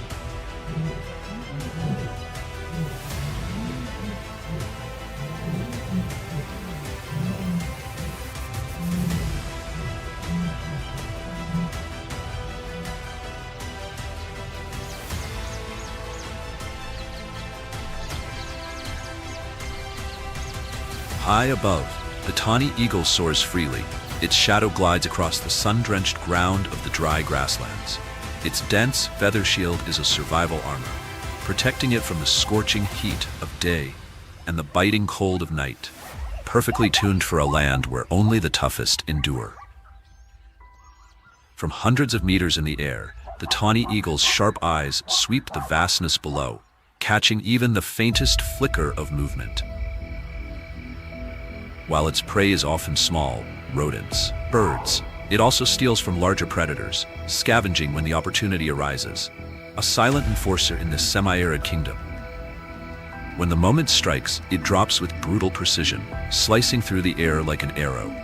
Its talons and hooked beak, razor-sharp, unforgiving, are built to tear flesh in an instant.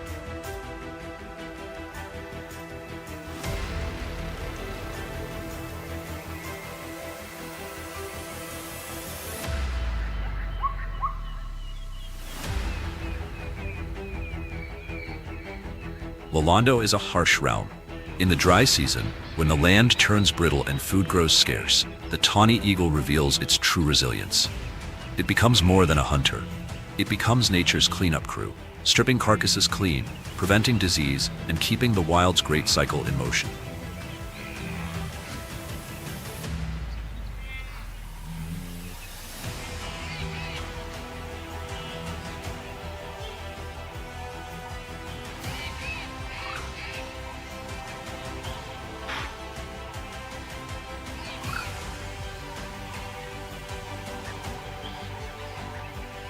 But none fulfill that role more faithfully than the white-headed vulture. This scavenger is often the first to arrive at nature's grim banquets, diving in to claim the soft flesh before larger predators storm in to battle over the scraps.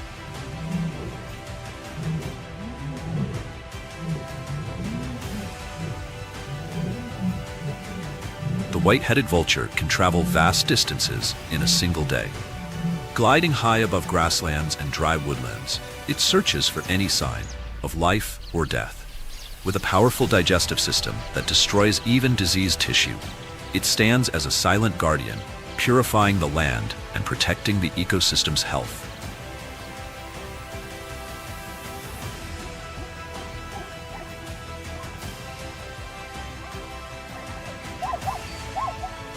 Meanwhile, Ruppel's vulture, capable of soaring to 11,300 meters, is one of the highest flying birds on Earth. Special hemoglobin in its blood lets it draw oxygen from thin air, a remarkable ability among birds. In those dizzying heights, Ruppel's vultures breathe with ease. Their unique lungs grant them endurance, allowing them to watch entire landscapes from far above.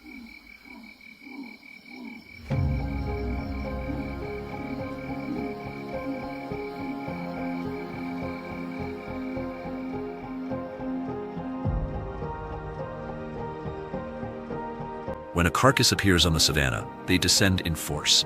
Using powerful beaks and robust frames, they tear hide, crush bone, and devour the remains. Nothing is wasted. In this cycle, every species benefits. Their sharp eyes detect carcasses from astonishing distances. Once they locate food, they plunge downward, overwhelming other scavengers. Their strength and efficiency earn them the title environmental warriors, the silent custodians of the wild. Yet today, Ruppel's vulture stands on the edge of extinction. Habitat loss, poisoned carcasses, and illegal hunting are pushing this sky-soaring giant toward oblivion.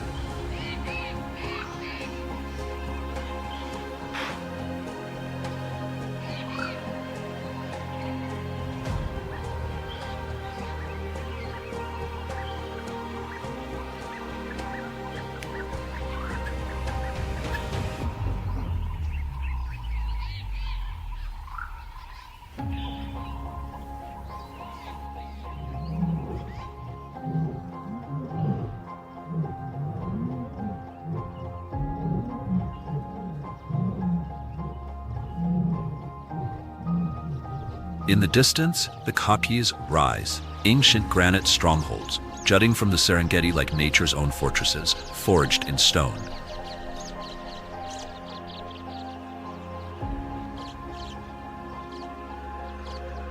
Formed over millions of years through tectonic upheaval and relentless weathering, these rocky towers stand from a few meters to more than 30 meters high, stark, strategic watchpoints carved by time.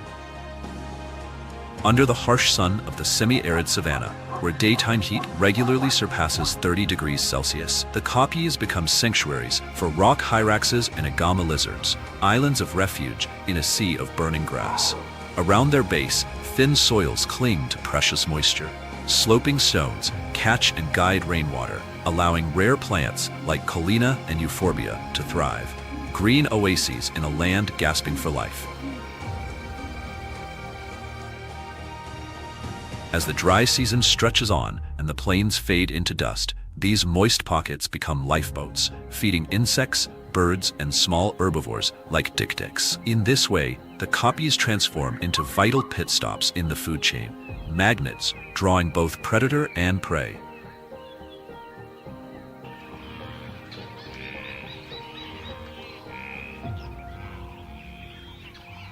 High on ledges and inside narrow crevices, the rock hyrax slips between shadows, evading the sharp eyes of leopards and eagles. Special foot pads and sweat gland textures give them grip on even the slickest stone, letting them dance between rock and sky like nimble mountaineers.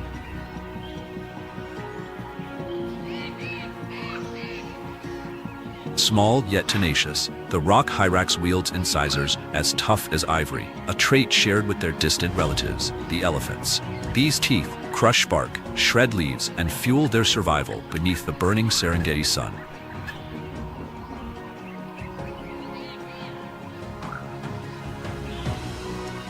Living in groups of up to 80, they depend on unity. Every chirp, whistle, or faint rustle carries meaning. Every shadow overhead could be a death sentence. Vigilance is their armor.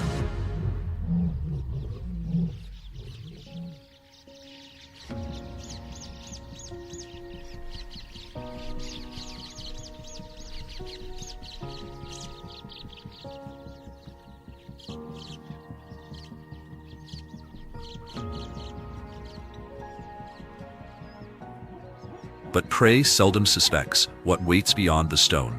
Behind the granite walls lies a master of stealth, silent, patient, lethal. For the leopard, copies are not just shelters, they are thrones.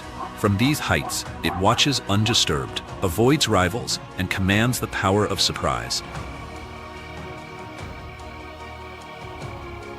One of the savanna's most gifted solitary hunters, the leopard blends seamlessly into rock and scrub.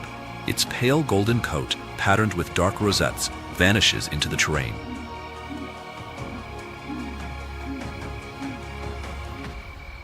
Muscular hind legs, agile forelimbs, and a body built for explosive power allow it to leap, scale, and strike in an instant. Quiet and calculated, the leopard waits for the perfect lapse in awareness. Then it drops from above, a blur of claws and muscle, crushing prey from tiny antelopes to large birds. Its climbing prowess is its greatest advantage.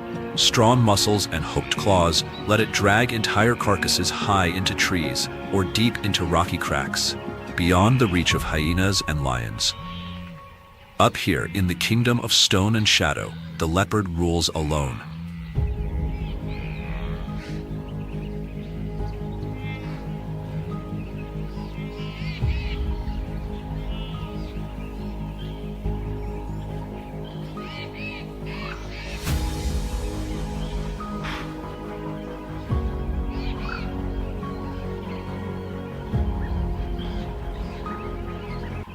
Amid the towering rock formations of the kopjes in Serengeti, small lion prides, often just 5 to 10 individuals, survive and thrive in a constrained and unforgiving environment. Unlike the vast grasslands where prey is plentiful, these rocky hills offer limited space and scarce food sources. But it is precisely this scarcity that has shaped a unique survival strategy for lions living here.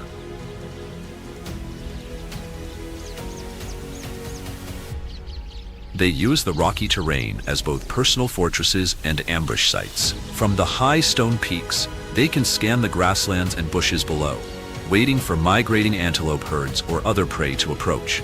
Instead of charging into open fields, they move quietly between boulders, poised to leap down from above, dramatically increasing their chances of a successful hunt. When they capture prey, lions often drag the carcass into hidden rock crevices or shade beneath large boulders to avoid having it stolen by hyenas or other scavengers. Roars echoing across the rocks serve not only as warnings, but also as territorial signals in this highly competitive landscape.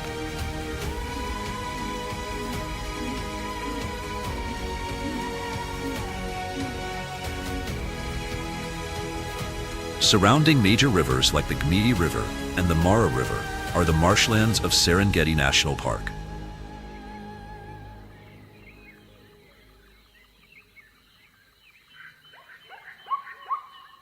These wetlands retain moisture and water, even as the surrounding grasslands and woodlands begin to dry out during the harsh dry season. They attract large numbers of both migratory and resident species, thanks to their ability to provide a stable water source and lush green habitat. Here, plants like papyrus, sedge, and aquatic grasses form dense vegetation that both retains and filters water, offering clean, life-sustaining water to many species. This thriving environment not only nourishes waterbirds and fish, but also provides a safe refuge for amphibians, keeping them sheltered from the intense Serengeti heat. The tall shrubs and dense grasses also offer cover for larger mammals, helping them escape from predators. A perfect ecological mosaic of a vibrant Serengeti, preserving nature's balance during the toughest months of the dry season.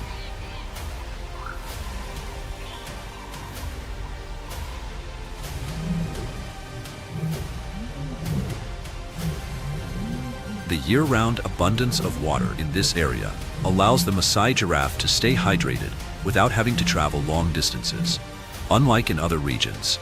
When food is plentiful and water is always available, giraffes can focus on foraging acacia trees and tall shrubs, essential nutritional sources for their massive bodies. With towering heights ranging from 4.5 to 5.5 meters, they can easily scan the surrounding environment and detect predators from afar, an important survival advantage. Their long, powerful legs allow them to move through soft and waterlogged swamp terrain with ease, while also serving as a strong defense when needed. The hind legs of the Masai giraffe pack considerable power, capable of delivering kicks strong enough to inflict serious injury, helping them defend themselves effectively when threatened. During the rainy season, as the marshes grow lush and green, Masai giraffes often focus on reproduction. The dense vegetated areas of the wetlands provide ideal birthing grounds, offering safety and protection for newborn calves against potential threats.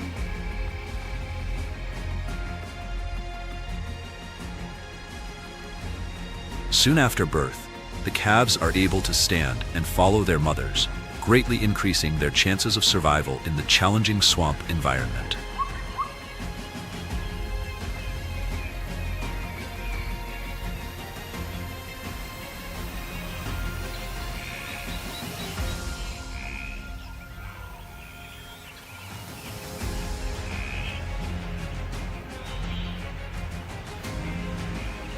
This swampy region is also a promised land for the African sacred ibis, offering shallow waters and abundant vegetation.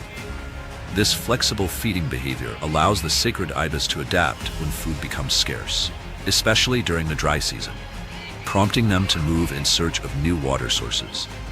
During breeding season, they gather in large groups, building nests from sticks and grass atop dense shrubs or low trees to protect their eggs from potential threats. This flock-based structure not only enhances early predator detection, but also increases the protection of their young. Their lightweight build allows them to hunt by slowly wading through water, detecting prey with every deliberate step, and probing with a sensitive, curved bill.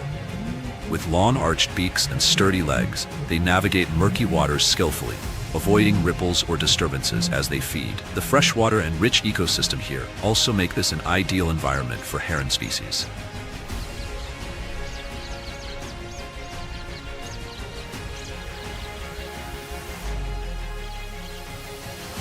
Moving gracefully on their long legs, gray heron, black-headed heron, and great egrets quietly hunt using their sharp beaks.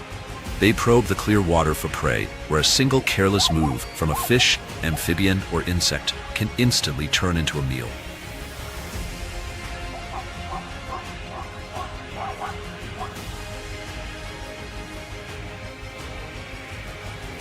Each heron species has its own distinctive hunting strategy. Their gray and white plumage blends seamlessly into the shadows of trees and tall grasses, allowing them to avoid detection by both prey and predators. The uneven waterlogged terrain of the swamps creates perfect conditions for herons to access food sources with minimal disturbance. Their long legs and sturdy clawed feet act like hooks, gripping soft ground and keeping them steady in water and mud.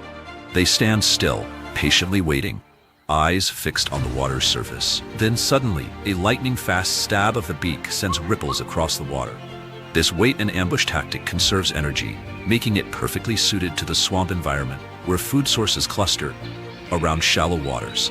During the dry season, as swamp waters recede and food becomes scarce, these herons are forced to move on in search of new wetlands. Their short-range migrations are a testament to their remarkable adaptability, allowing them to follow the shifting dynamics of the swamps to survive. The herons here are not only skilled hunters, they are also essential links in the fragile balance that defines the Serengeti's wetland mosaic.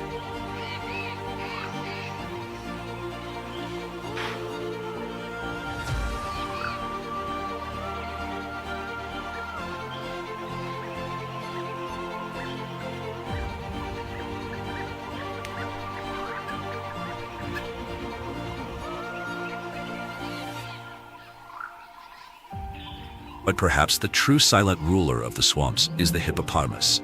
With massive bodies measuring between 3.3 to 4.9 meters in length and weighing up to 2 tons, hippos are among the most imposing creatures in these wetlands.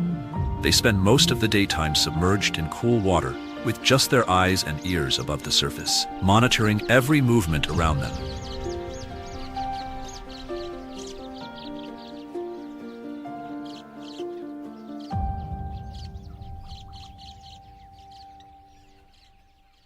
The swamps not only provide a refreshing refuge, but also shield them from the harsh sun, protecting their thick skin and allowing them to secrete a red blood-like fluid that acts as both a natural sunscreen and antibacterial barrier. When night falls, hippos leave their familiar waters. The entire herd moves on to land in search of nutritious food, primarily fresh grasses and shrubs, vital for sustaining their health in this demanding environment. On average, they consume up to 36 kilograms of grass each night, but only after dark, when most other animals have already found shelter. This nighttime grazing strategy reduces competition for food and conserves energy under the intense heat of the day.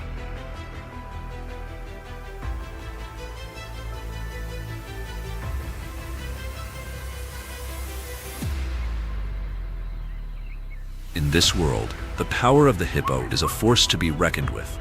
Their bite force can reach 1,800 pounds per square inch, enough to intimidate any intruder.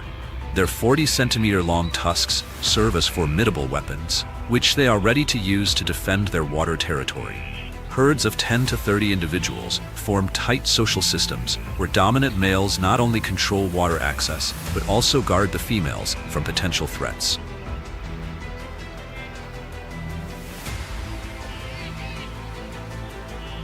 Hippos are far from random giants in this ecosystem. They forge paths through small streams, creating corridors for smaller species and sustaining life across the swamp ecosystem. And there, in the peaceful flow of the swamp waters, the image of the hippo stands like a natural monument, playing an irreplaceable role in the living mosaic of the Serengeti.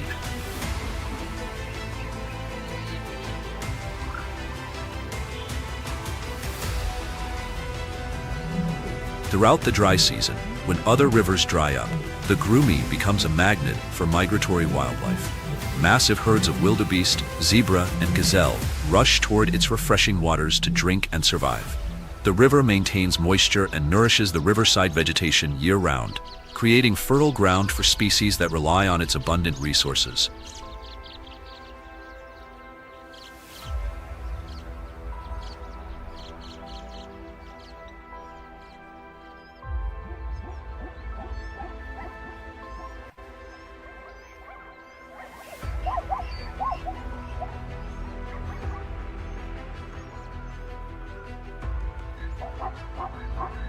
Lurking within this river are silent and fearsome predators, Nile crocodiles.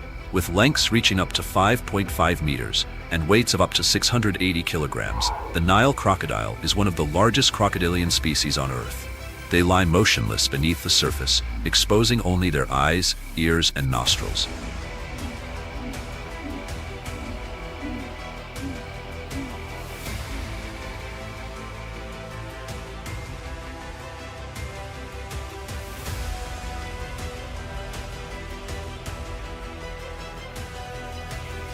Each part finely tuned for stealthy observation and ambush. Equipped with thick, mud-coated gray-brown skin, Nile crocodiles blend perfectly with the riverbanks.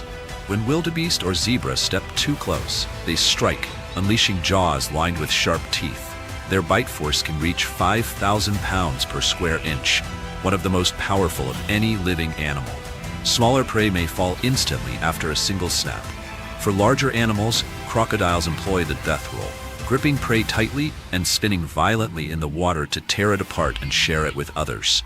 Though ruthless predators, Nile crocodiles also possess the ability to slow their metabolism when food is scarce, allowing them to survive for months without frequent hunting. In this way, they are not only hunters, but also benchmarks of the survival cycle, serving as one of the key links that help maintain the balance of life in the Serengeti.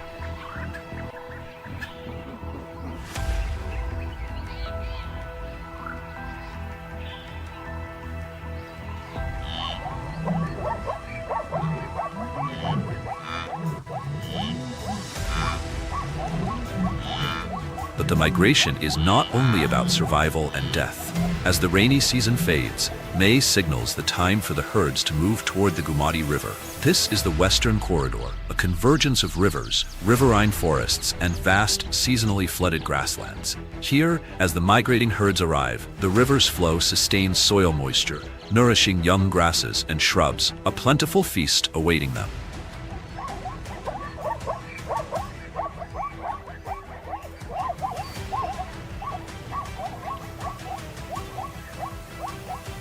By June, the massive herds pause along the riverbanks, seeking temporary refuge before continuing their journey.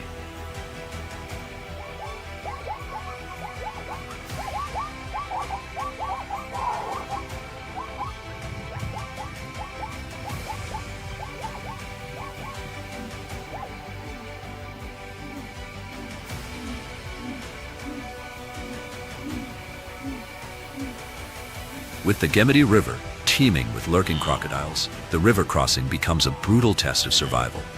Weaker or less fortunate individuals may fall victim to the predators beneath the surface.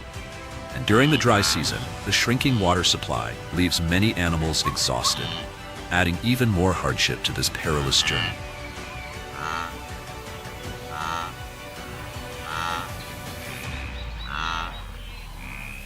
When moving in large herds, wildebeest form a natural shield against dangerous predators like lions, leopards, and hyenas. This unity not only offers protection, but also enhances their ability to locate and share the abundant food resources found in the Western Corridor. The death of some individuals during migration, in turn, becomes a source of life for others. Wildebeest carcasses drifting in the river provide feasts for crocodiles and later for scavenger birds, creating a sustainable nutrient cycle within the Gumati River. Dense layers of dung enrich the soil, stimulating vigorous grass growth and offering food for other herbivores.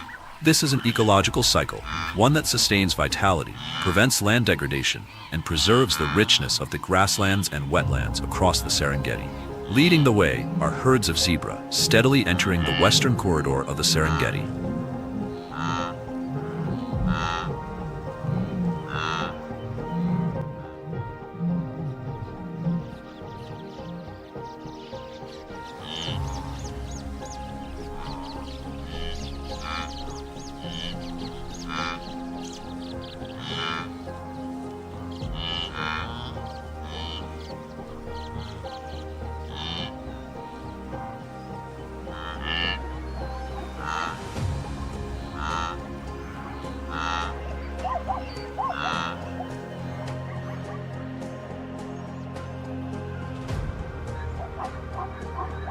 Moving in tandem with the wildebeest in their grand journey, the Gumati River serves as a vital stop, filled with peril, yet a gift from nature itself.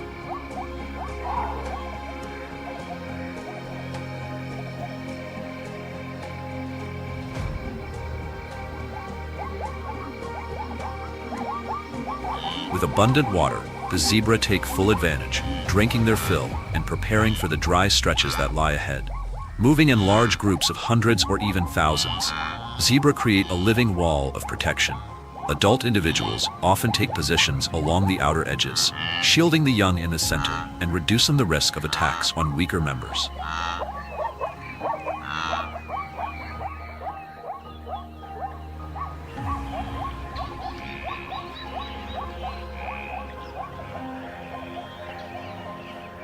Their black and white stripes act as natural camouflage.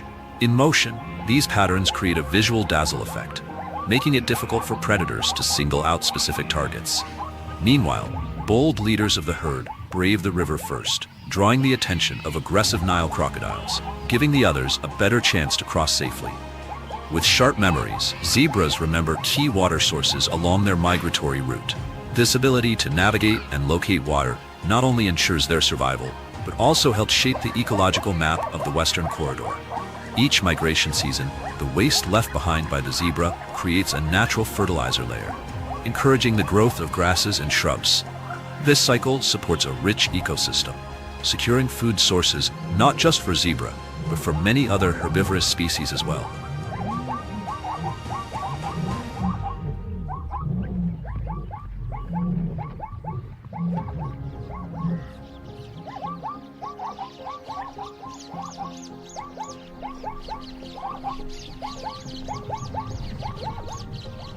And so the journey reaches its final destination, northern Serengeti and the Masai Mara, stretching all the way into Kenya. This region is a mosaic of vast grasslands, low woodlands, and the powerful Mara River, creating a dynamic landscape, rich yet unforgiving. With average annual rainfall ranging from 650 to 1,300 millimeters and peak rains from November to May, the area maintains consistent moisture, ensuring year-round food sources for the wildebeest and zebra herds.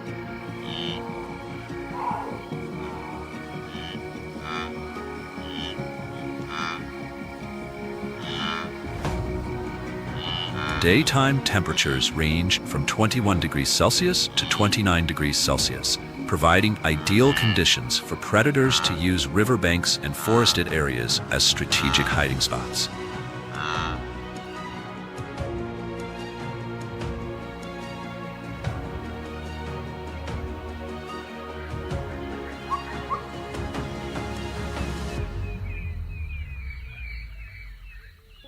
The migration is an unmissable opportunity for the lion, the top predator in the Masai Mara food chain. In this vast, open landscape with few hiding places, lionesses form coordinated hunting groups. Success rates can reach up to 40% during this time, thanks to collaborative tactics where they silently maneuver prey into vulnerable positions before delivering the final blow. Lions take advantage of rugged terrain and hunt during the early morning or late afternoon when temperatures drop and prey are least alert. In areas with sparse vegetation, their tawny coats blend seamlessly into the tall grass, minimizing the chance of being spotted. This is when lions hunt most efficiently, conserving energy while securing vital nutrition. Mature male lions play a crucial role in defending territory from other predator groups. Clashes with spotted hyenas are common, especially when territories and food sources overlap. With their superior strength and size, lions fend off rivals, maintaining dominance at the top of the food chain and limiting depletion of shared resources in the region.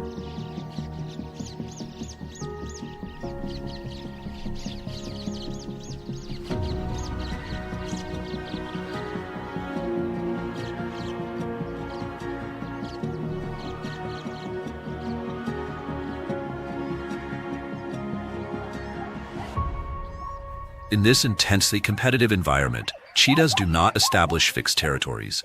Instead, they move flexibly, avoiding areas dominated by lions and spotted hyenas. This behavior helps them reduce unnecessary confrontations and increases their chances of successful hunts. Especially during the first few weeks of a cub's life, mother cheetahs constantly relocate their den sites, often hiding their young in tall grasses to avoid detection.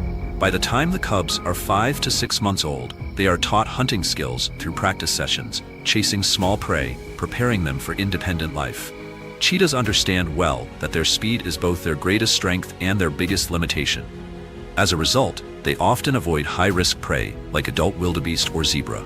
Instead, they rely on their unmatched speed to chase smaller animals such as Thompson's gazelles and impalas.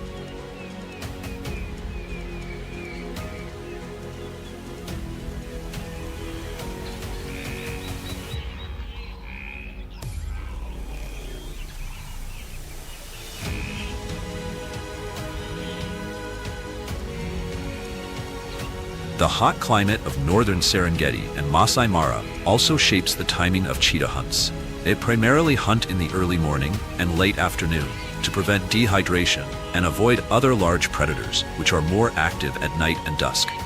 In this survival race, targeting weak, young, or isolated prey helps cheetahs minimize the risk of injury and optimize their energy, maintaining their role within the ecosystem.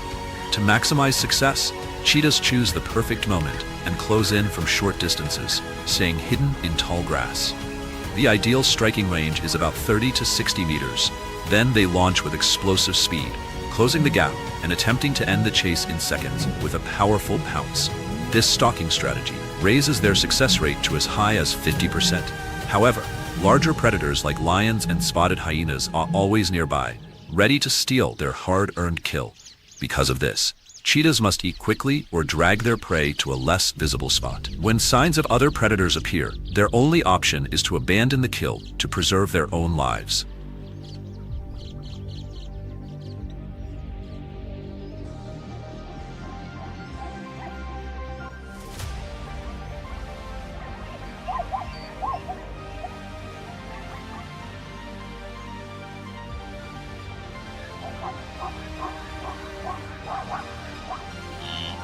The battle for survival in the wild has always been fierce. Out here, the line between life and death is as thin as a thread, but that's only part of the story. Whether predator or prey, animals are no longer fighting just each other. They are now facing growing threats driven by human activity.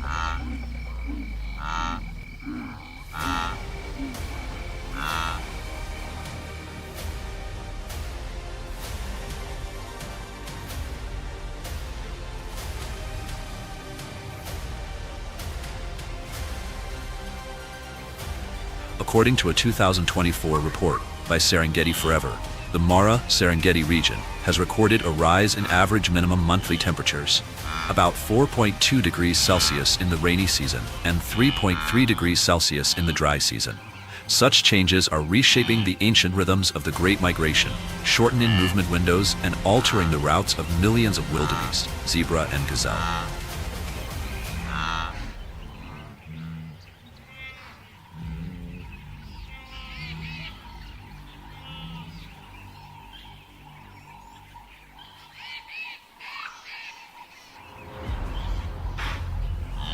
Human-wildlife conflict is escalating as well. Rapid population growth in Tanzania and Kenya is pushing demand for agricultural land around the Serengeti. Grasslands are being converted into farmland, blocking natural migration corridors. Villagers face increasing encounters as elephants and buffalo enter croplands in search of food and water during the dry months.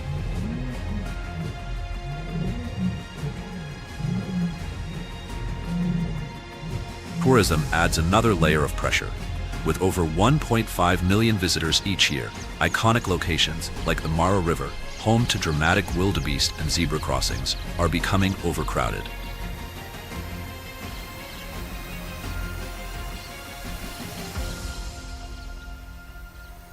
Tour vehicles gather at riverbanks, disrupting herds, scattering calves, and sometimes pushing them into stronger currents where hungry crocodiles wait.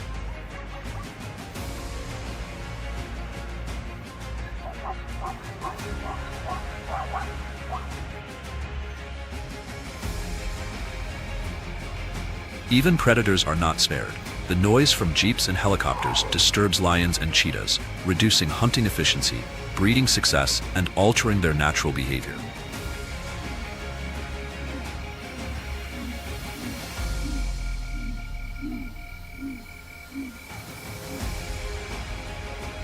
Nature is changing too fast, and the consequences are mounting.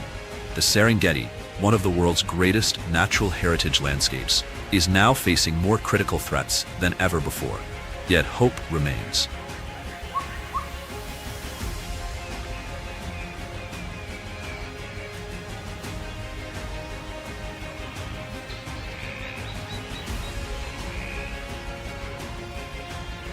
From 2017 to 2023, the African Wildlife Foundation partnered with communities in Kenya to establish land use agreements designed to protect vital migration corridors.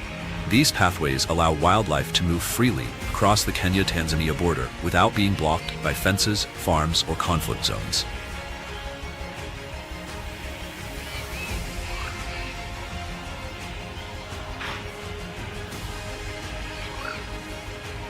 At the same time, buffer zones are being expanded, and vegetation restoration projects are reviving degraded grasslands, offering fresh habitat for species like Thompson's gazelles and Masai giraffes. Tanzania's elephant population has also begun a remarkable recovery, rising from around 43,000 individuals in 2014 to nearly 60,000 in 2021, thanks to tighter surveillance and stronger anti-poaching laws. New technologies, such as drones and thermal cameras, now help rangers detect threats more quickly and respond more effectively across vast national parks, like the Serengeti. Community education programs led by WWF and AWF are transforming local attitudes toward conservation. Residents are being trained in ecotourism, wildlife protection, and sustainable coexistence, essential steps in reducing conflict and building long-term prosperity for both people and nature. The revival of elephant herds, the safeguarding of migration routes, and the growing involvement of local communities all point to a bigger truth. Conservation is not just about saving animals. It's about healing the relationship between humans and the natural world. It's a long journey, one that demands persistence and global support. If you've ever witnessed the Great Migration or the pulse-pounding hunts of the Serengeti, feel free to share your stories in the comments. Your voice can inspire others and help protect these rare ecosystems for generations to come. And don't forget to like, subscribe, and ring the notification bell so you can join us on more extraordinary adventures across the wild beating heart of Africa.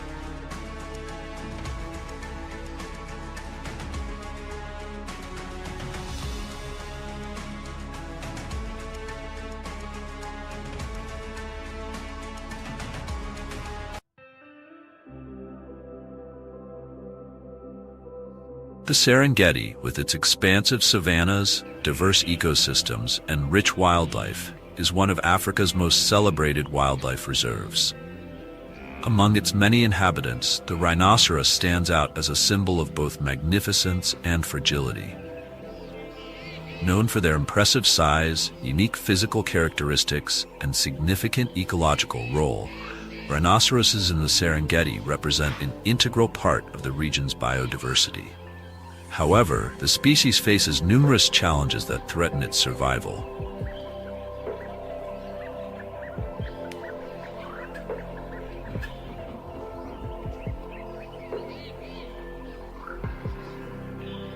Rhinoceroses are among the largest land mammals, distinguished by their thick skin, sizable bodies, and one or two horns situated on their snouts. In the Serengeti, the two primary species found are the black rhinoceros, Diceros bicornis, and the white rhinoceros, Ceratotherium cymum. The black rhinoceros is smaller, known for its hooked lip adapted for grasping leaves and twigs, while the white rhinoceros is larger and has a square lip that enables it to graze efficiently on grasses.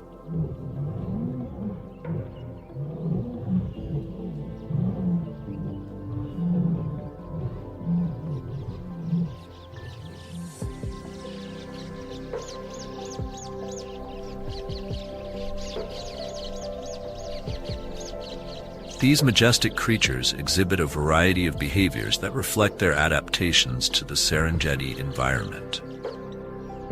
Rhinoceroses are generally solitary animals, with males establishing territories that they mark with dung and urine.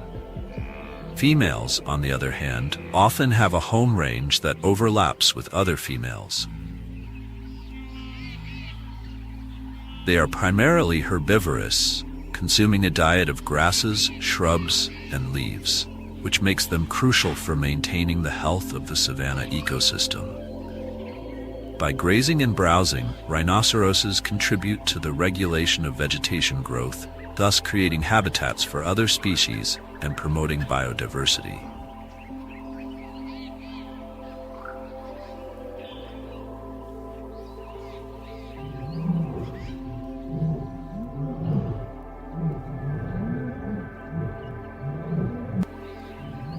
In the Serengeti, rhinoceroses share their habitat with several formidable predators.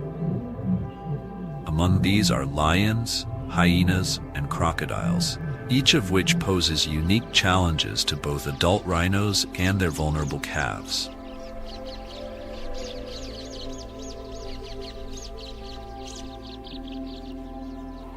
While adult rhinoceroses, particularly the larger white rhinos, have few natural enemies due to their size and strength, young or weakened individuals are more susceptible to predation.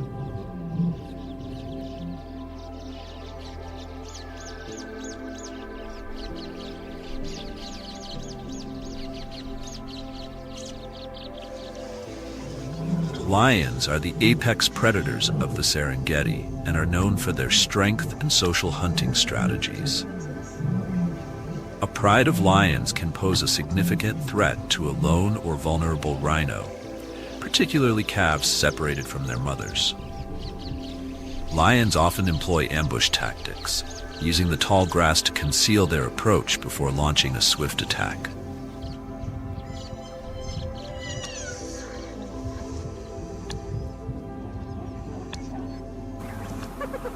Hyenas, known for their scavenging abilities, can also collaborate in groups to target weaker individuals.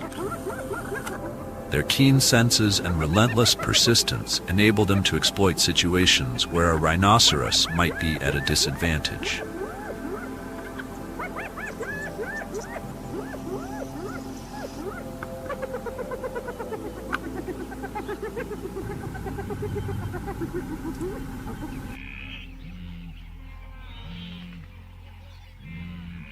Rhinoceroses play a vital ecological role in the Serengeti, acting as mega herbivores that help shape the landscape. Their feeding habits can influence plant community structures as they consume large quantities of vegetation. This activity not only promotes a diversity of plant species, but also creates open areas for smaller herbivores to thrive. Additionally, their dung is a source of nutrients for various organisms and helps to fertilize the soil, further enriching the ecosystem.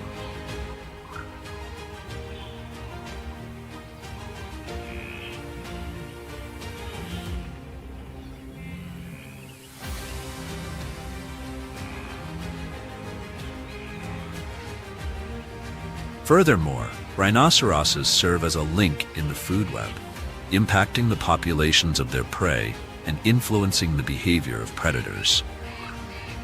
Their presence in the Serengeti is indicative of a healthy ecosystem, as they are sensitive to changes in their environment. Thus, the conservation of rhinoceroses is essential not only for their survival, but for the overall health of the Serengeti.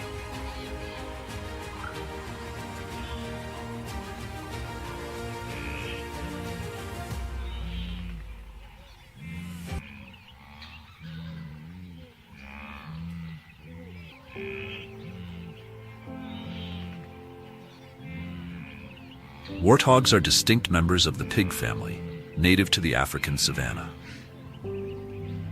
With their rugged appearance, characterized by elongated tusks and a mane of coarse hair along their backs, warthogs have adapted to thrive in the challenging ecosystems of the savanna.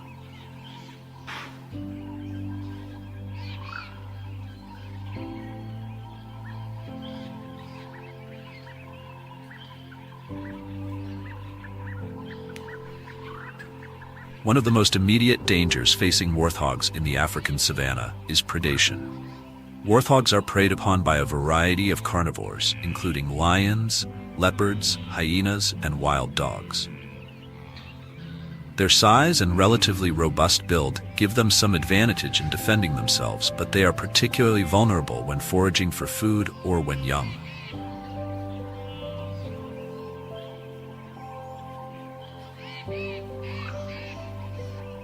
Warthog piglets are especially exposed to danger, as their small size makes them easy targets for larger predators.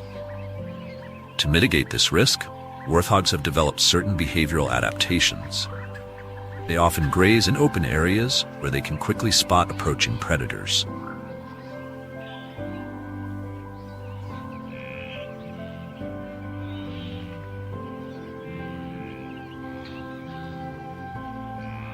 Unlike some other herbivores that rely on herding for safety, warthogs are known to retreat into burrows, often those abandoned by aardvarks when threatened.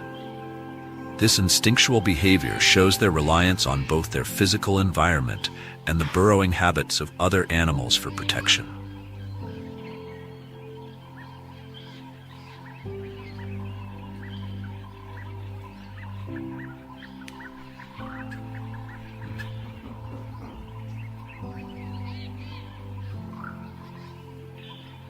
The African savanna is a dynamic environment characterized by seasonal changes that can significantly affect the availability of food and water. During dry seasons, many grass species wither and die, forcing warthogs to travel greater distances in search of sustenance. This not only increases the risk of predation, but also heightens competition with other herbivores. Moreover, warthogs also contend with competition from other herbivores, including grazers like zebras and wildebeest.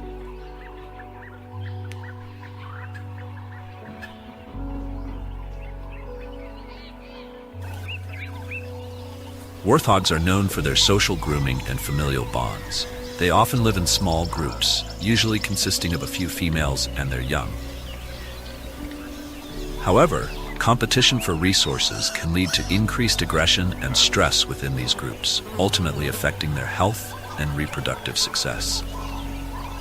Additionally, fitting into the complex food web of the savanna means that warthogs must constantly adapt to the presence of rival species.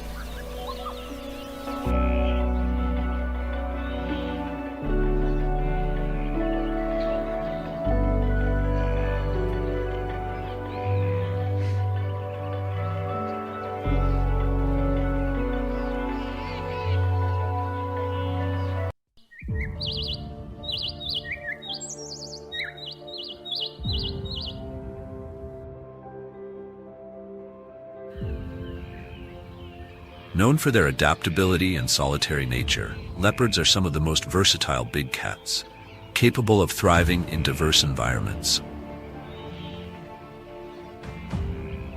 During the dry season in the Kalahari, these majestic felines face distinct challenges and exhibit remarkable behaviors that highlight their resilience and adaptability.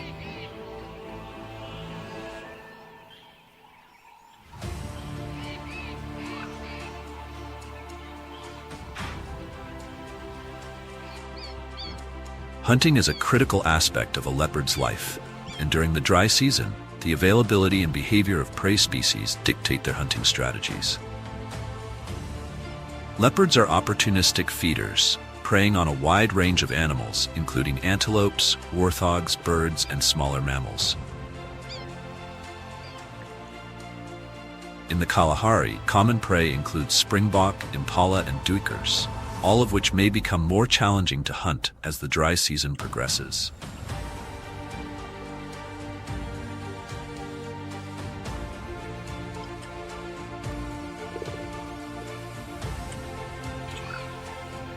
As water sources become scarce, prey animals often congregate around the few remaining water holes, making them more accessible for leopards.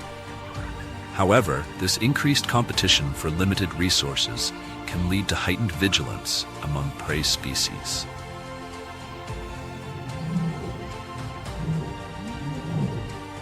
Leopards employ stealth and patience as they stalk their quarry, using their spotted coats to blend into the surroundings. Their exceptional climbing abilities also allow them to ambush prey from trees, a strategy that can be especially effective in the dry season when prey is more concentrated around water sources.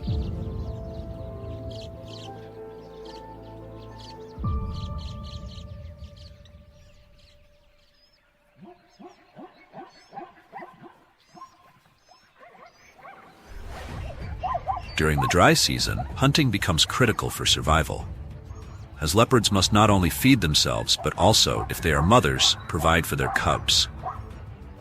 The success of a hunt can determine a leopard's ability to sustain itself and its young in a harsh environment.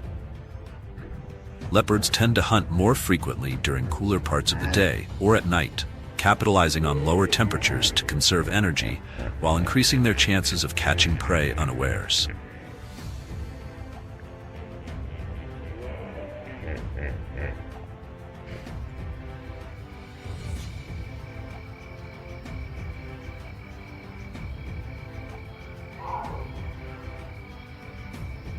Leopards are solitary animals, with both males and females maintaining large territories that they patrol and defend against intruders.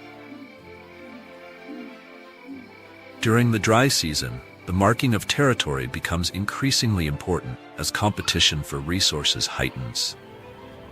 Male leopards often have larger territories than females, and they may range over vast distances to ensure access to food and mating opportunities.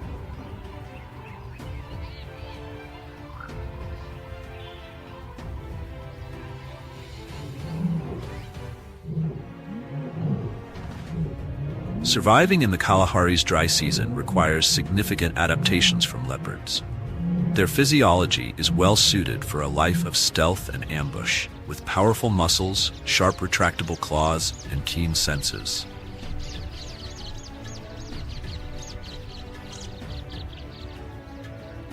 However, To thrive in this arid environment, leopards have also developed behaviors and physiological traits that allow them to cope with extreme temperatures and scarce water resources.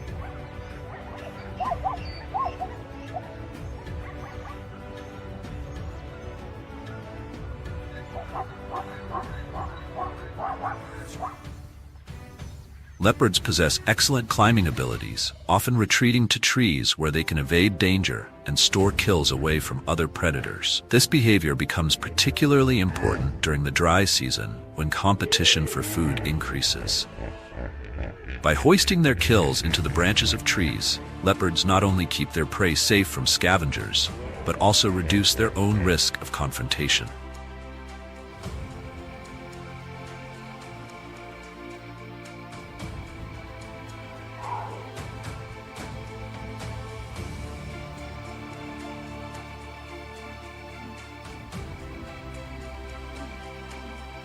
While they primarily hunt ungulates, they can switch to feeding on smaller mammals or birds when larger prey is scarce. This dietary flexibility allows leopards to exploit various food sources, ensuring their survival even in challenging conditions.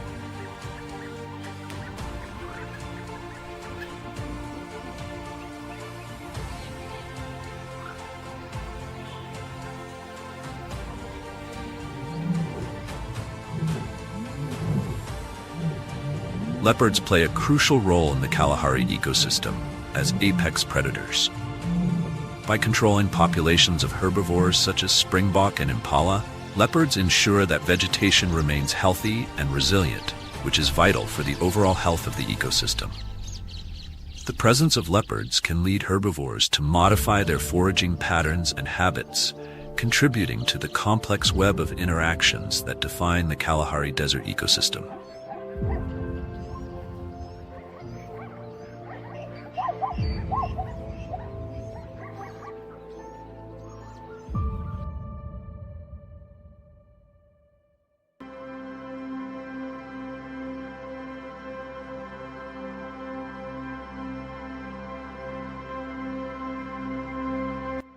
The Kalahari Desert, a vast semi-arid expanse that stretches across southern Africa, is often misunderstood as a barren wasteland.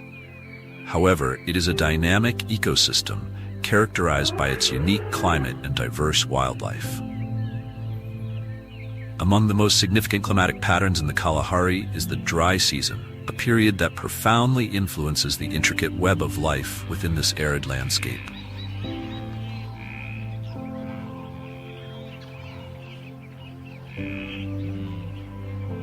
The dry season, typically extending from May to September, presents unique challenges for the diverse animal species that inhabit this arid landscape. Despite the severe conditions, marked by extremely low rainfall, high daytime temperatures, and limited water availability, animals in the Kalahari have developed remarkable adaptations and behaviors that enable them to thrive during this trying time.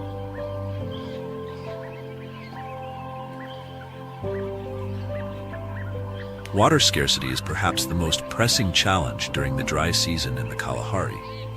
Many animals must adapt to survive weeks or even months without direct access to drinking water. For instance, herbivores like the springbok and the gemsbok have evolved to extract moisture from the vegetation they consume. Their bodies are efficient at metabolizing moisture from leaves and grasses, enabling them to endure extended periods without drinking.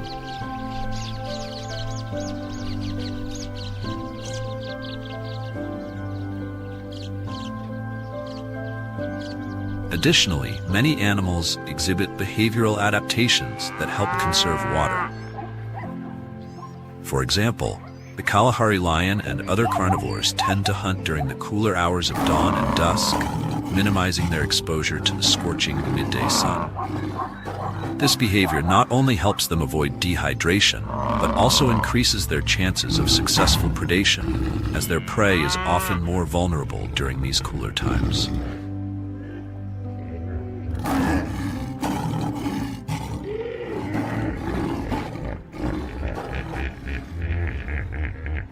In response to the harsh conditions of the dry season, many species engage in migratory behaviors.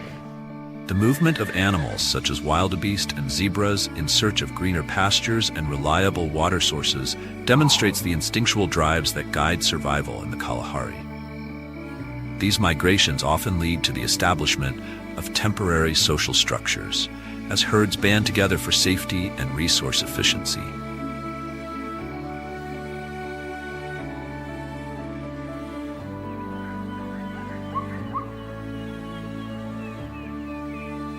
The social dynamics are particularly evident in species such as the meerkat. Living in cooperative groups, meerkats work together to forage for food and protect one another from predators. During the dry season, they become increasingly reliant on teamwork to locate food sources and warn of potential dangers. One meerkat often serves as a sentinel while others search for insects and tubers, creating a system that enhances their chances of survival.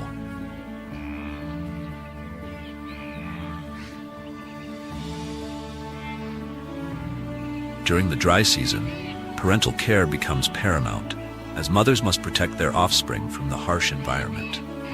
Predation risks increase for young animals, and many species exhibit heightened vigilance during this time. The nurturing behaviors of mother lions, for example, include moving their cubs to shaded areas during the heat of the day and teaching them essential survival skills as they grow.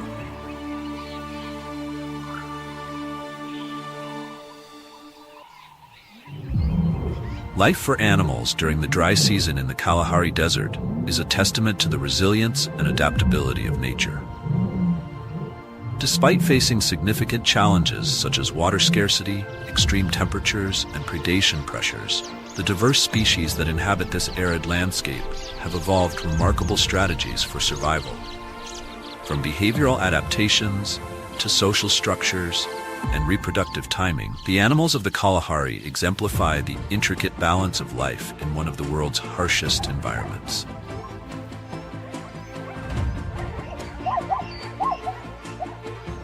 Their existence reminds us of the fragility and tenacity of life, illustrating the profound connections that bind all creatures to their ecosystems. As the dry season gives way to the rains, the cycle of life in the Kalahari continues, showcasing the enduring spirit of survival amidst adversity.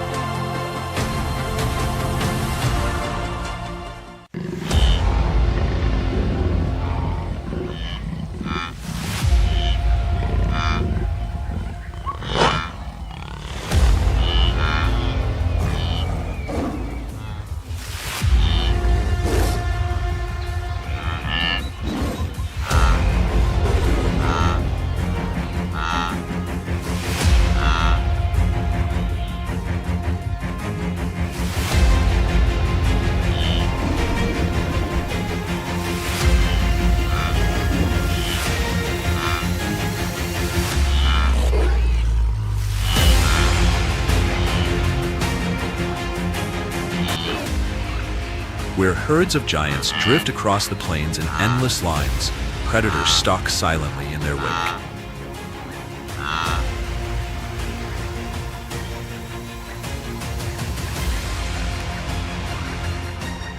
In a heartbeat, this open grassland becomes a brutal arena where only the strongest endure. Here, millions struggle against hunger, thirst, exhaustion, and the unbroken pursuit of relentless hunters.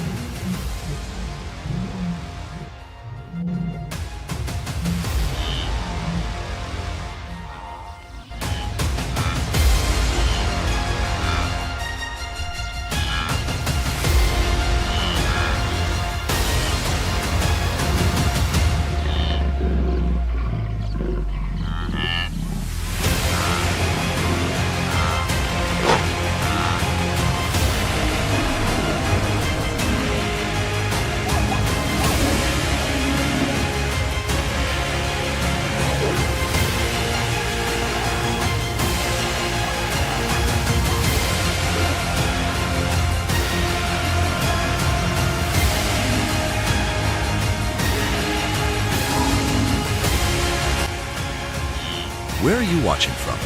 Leave a comment and step with us into the world of Serengeti, where every breath is a battle for survival in the realm of predators.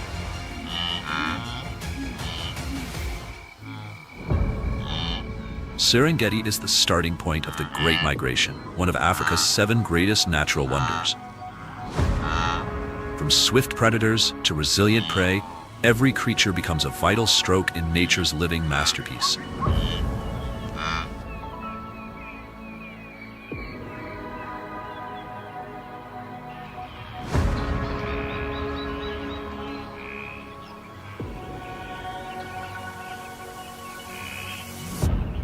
The thunder of hooves rolls across the plains, pushing prey and predators alike into an unending struggle for survival.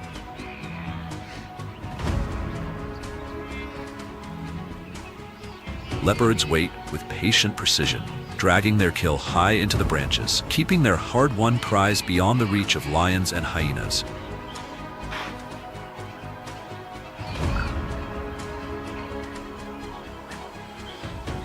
In another battlefield, cheetahs explode into motion, streaking across the grass like arrows released at the perfect moment. Speed may win them the chase, but their victory hangs by a thread. A catch claimed by a cheetah might never remain theirs for long. Meanwhile, lions seize the chaos, closing in on scattered prey. Herds of wildebeest and zebra are funneled into narrow, grassy corridors where every escape route vanishes. A chase erupts. Only the strong endure. The weak fall behind.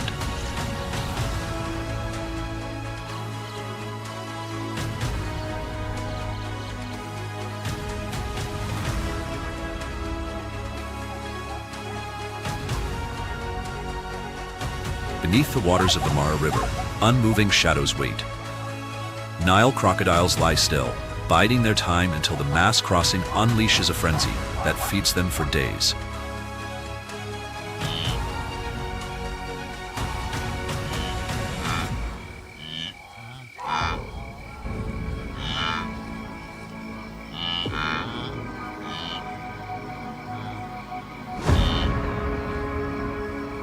Every leap from the water becomes a battle for life.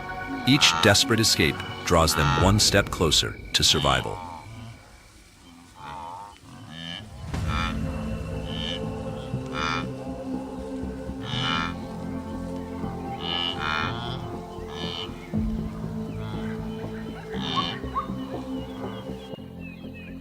From November to May, the rains return and revive the entire ecosystem. With annual rainfall between 750 and 1,000 millimeters, the Serengeti woodlands rise like the moist lungs of the Savannah. But climate change disrupts this rhythm.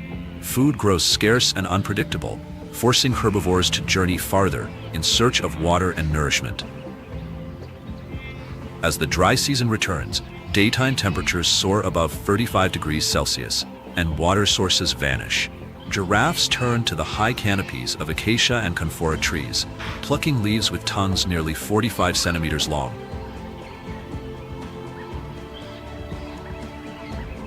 African buffalo form broad grazing lines, each adult consuming up to 35 kilograms of vegetation a day. But rising heat makes every step more demanding.